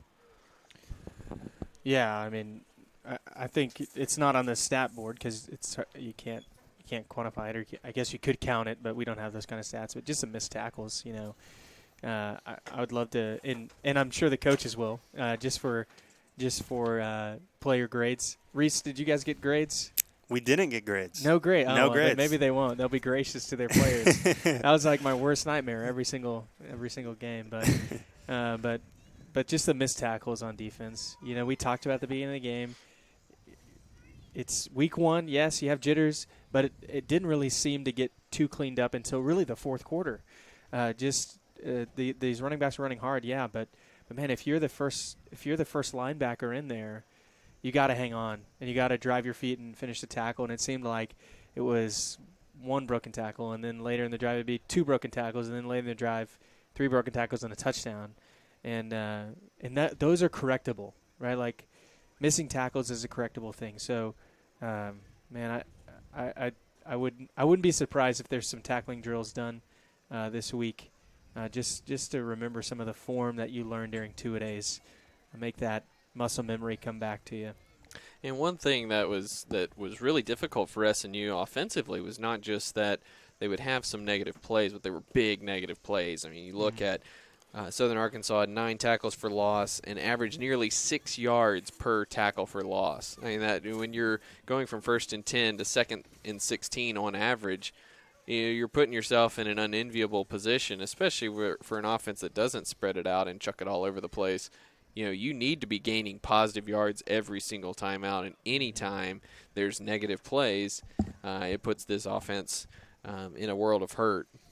So pretty fascinating stat that stands out there. Also fascinating is that despite all those tackles for losses, Southern Arkansas without an official sack tonight. Of course, Porter did lose plenty of yardage on some run plays, but not an official sack on the tally for this SNU offensive line. Yeah. So they can point to that and puff their chests out a little bit. And, Gage Porter, certainly his elusiveness, a lot to do with that as well.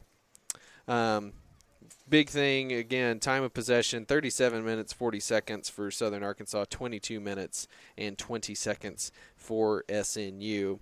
7 penalties, 53 yards for Southern Arkansas, 5 for 45 for the Crimson Storm.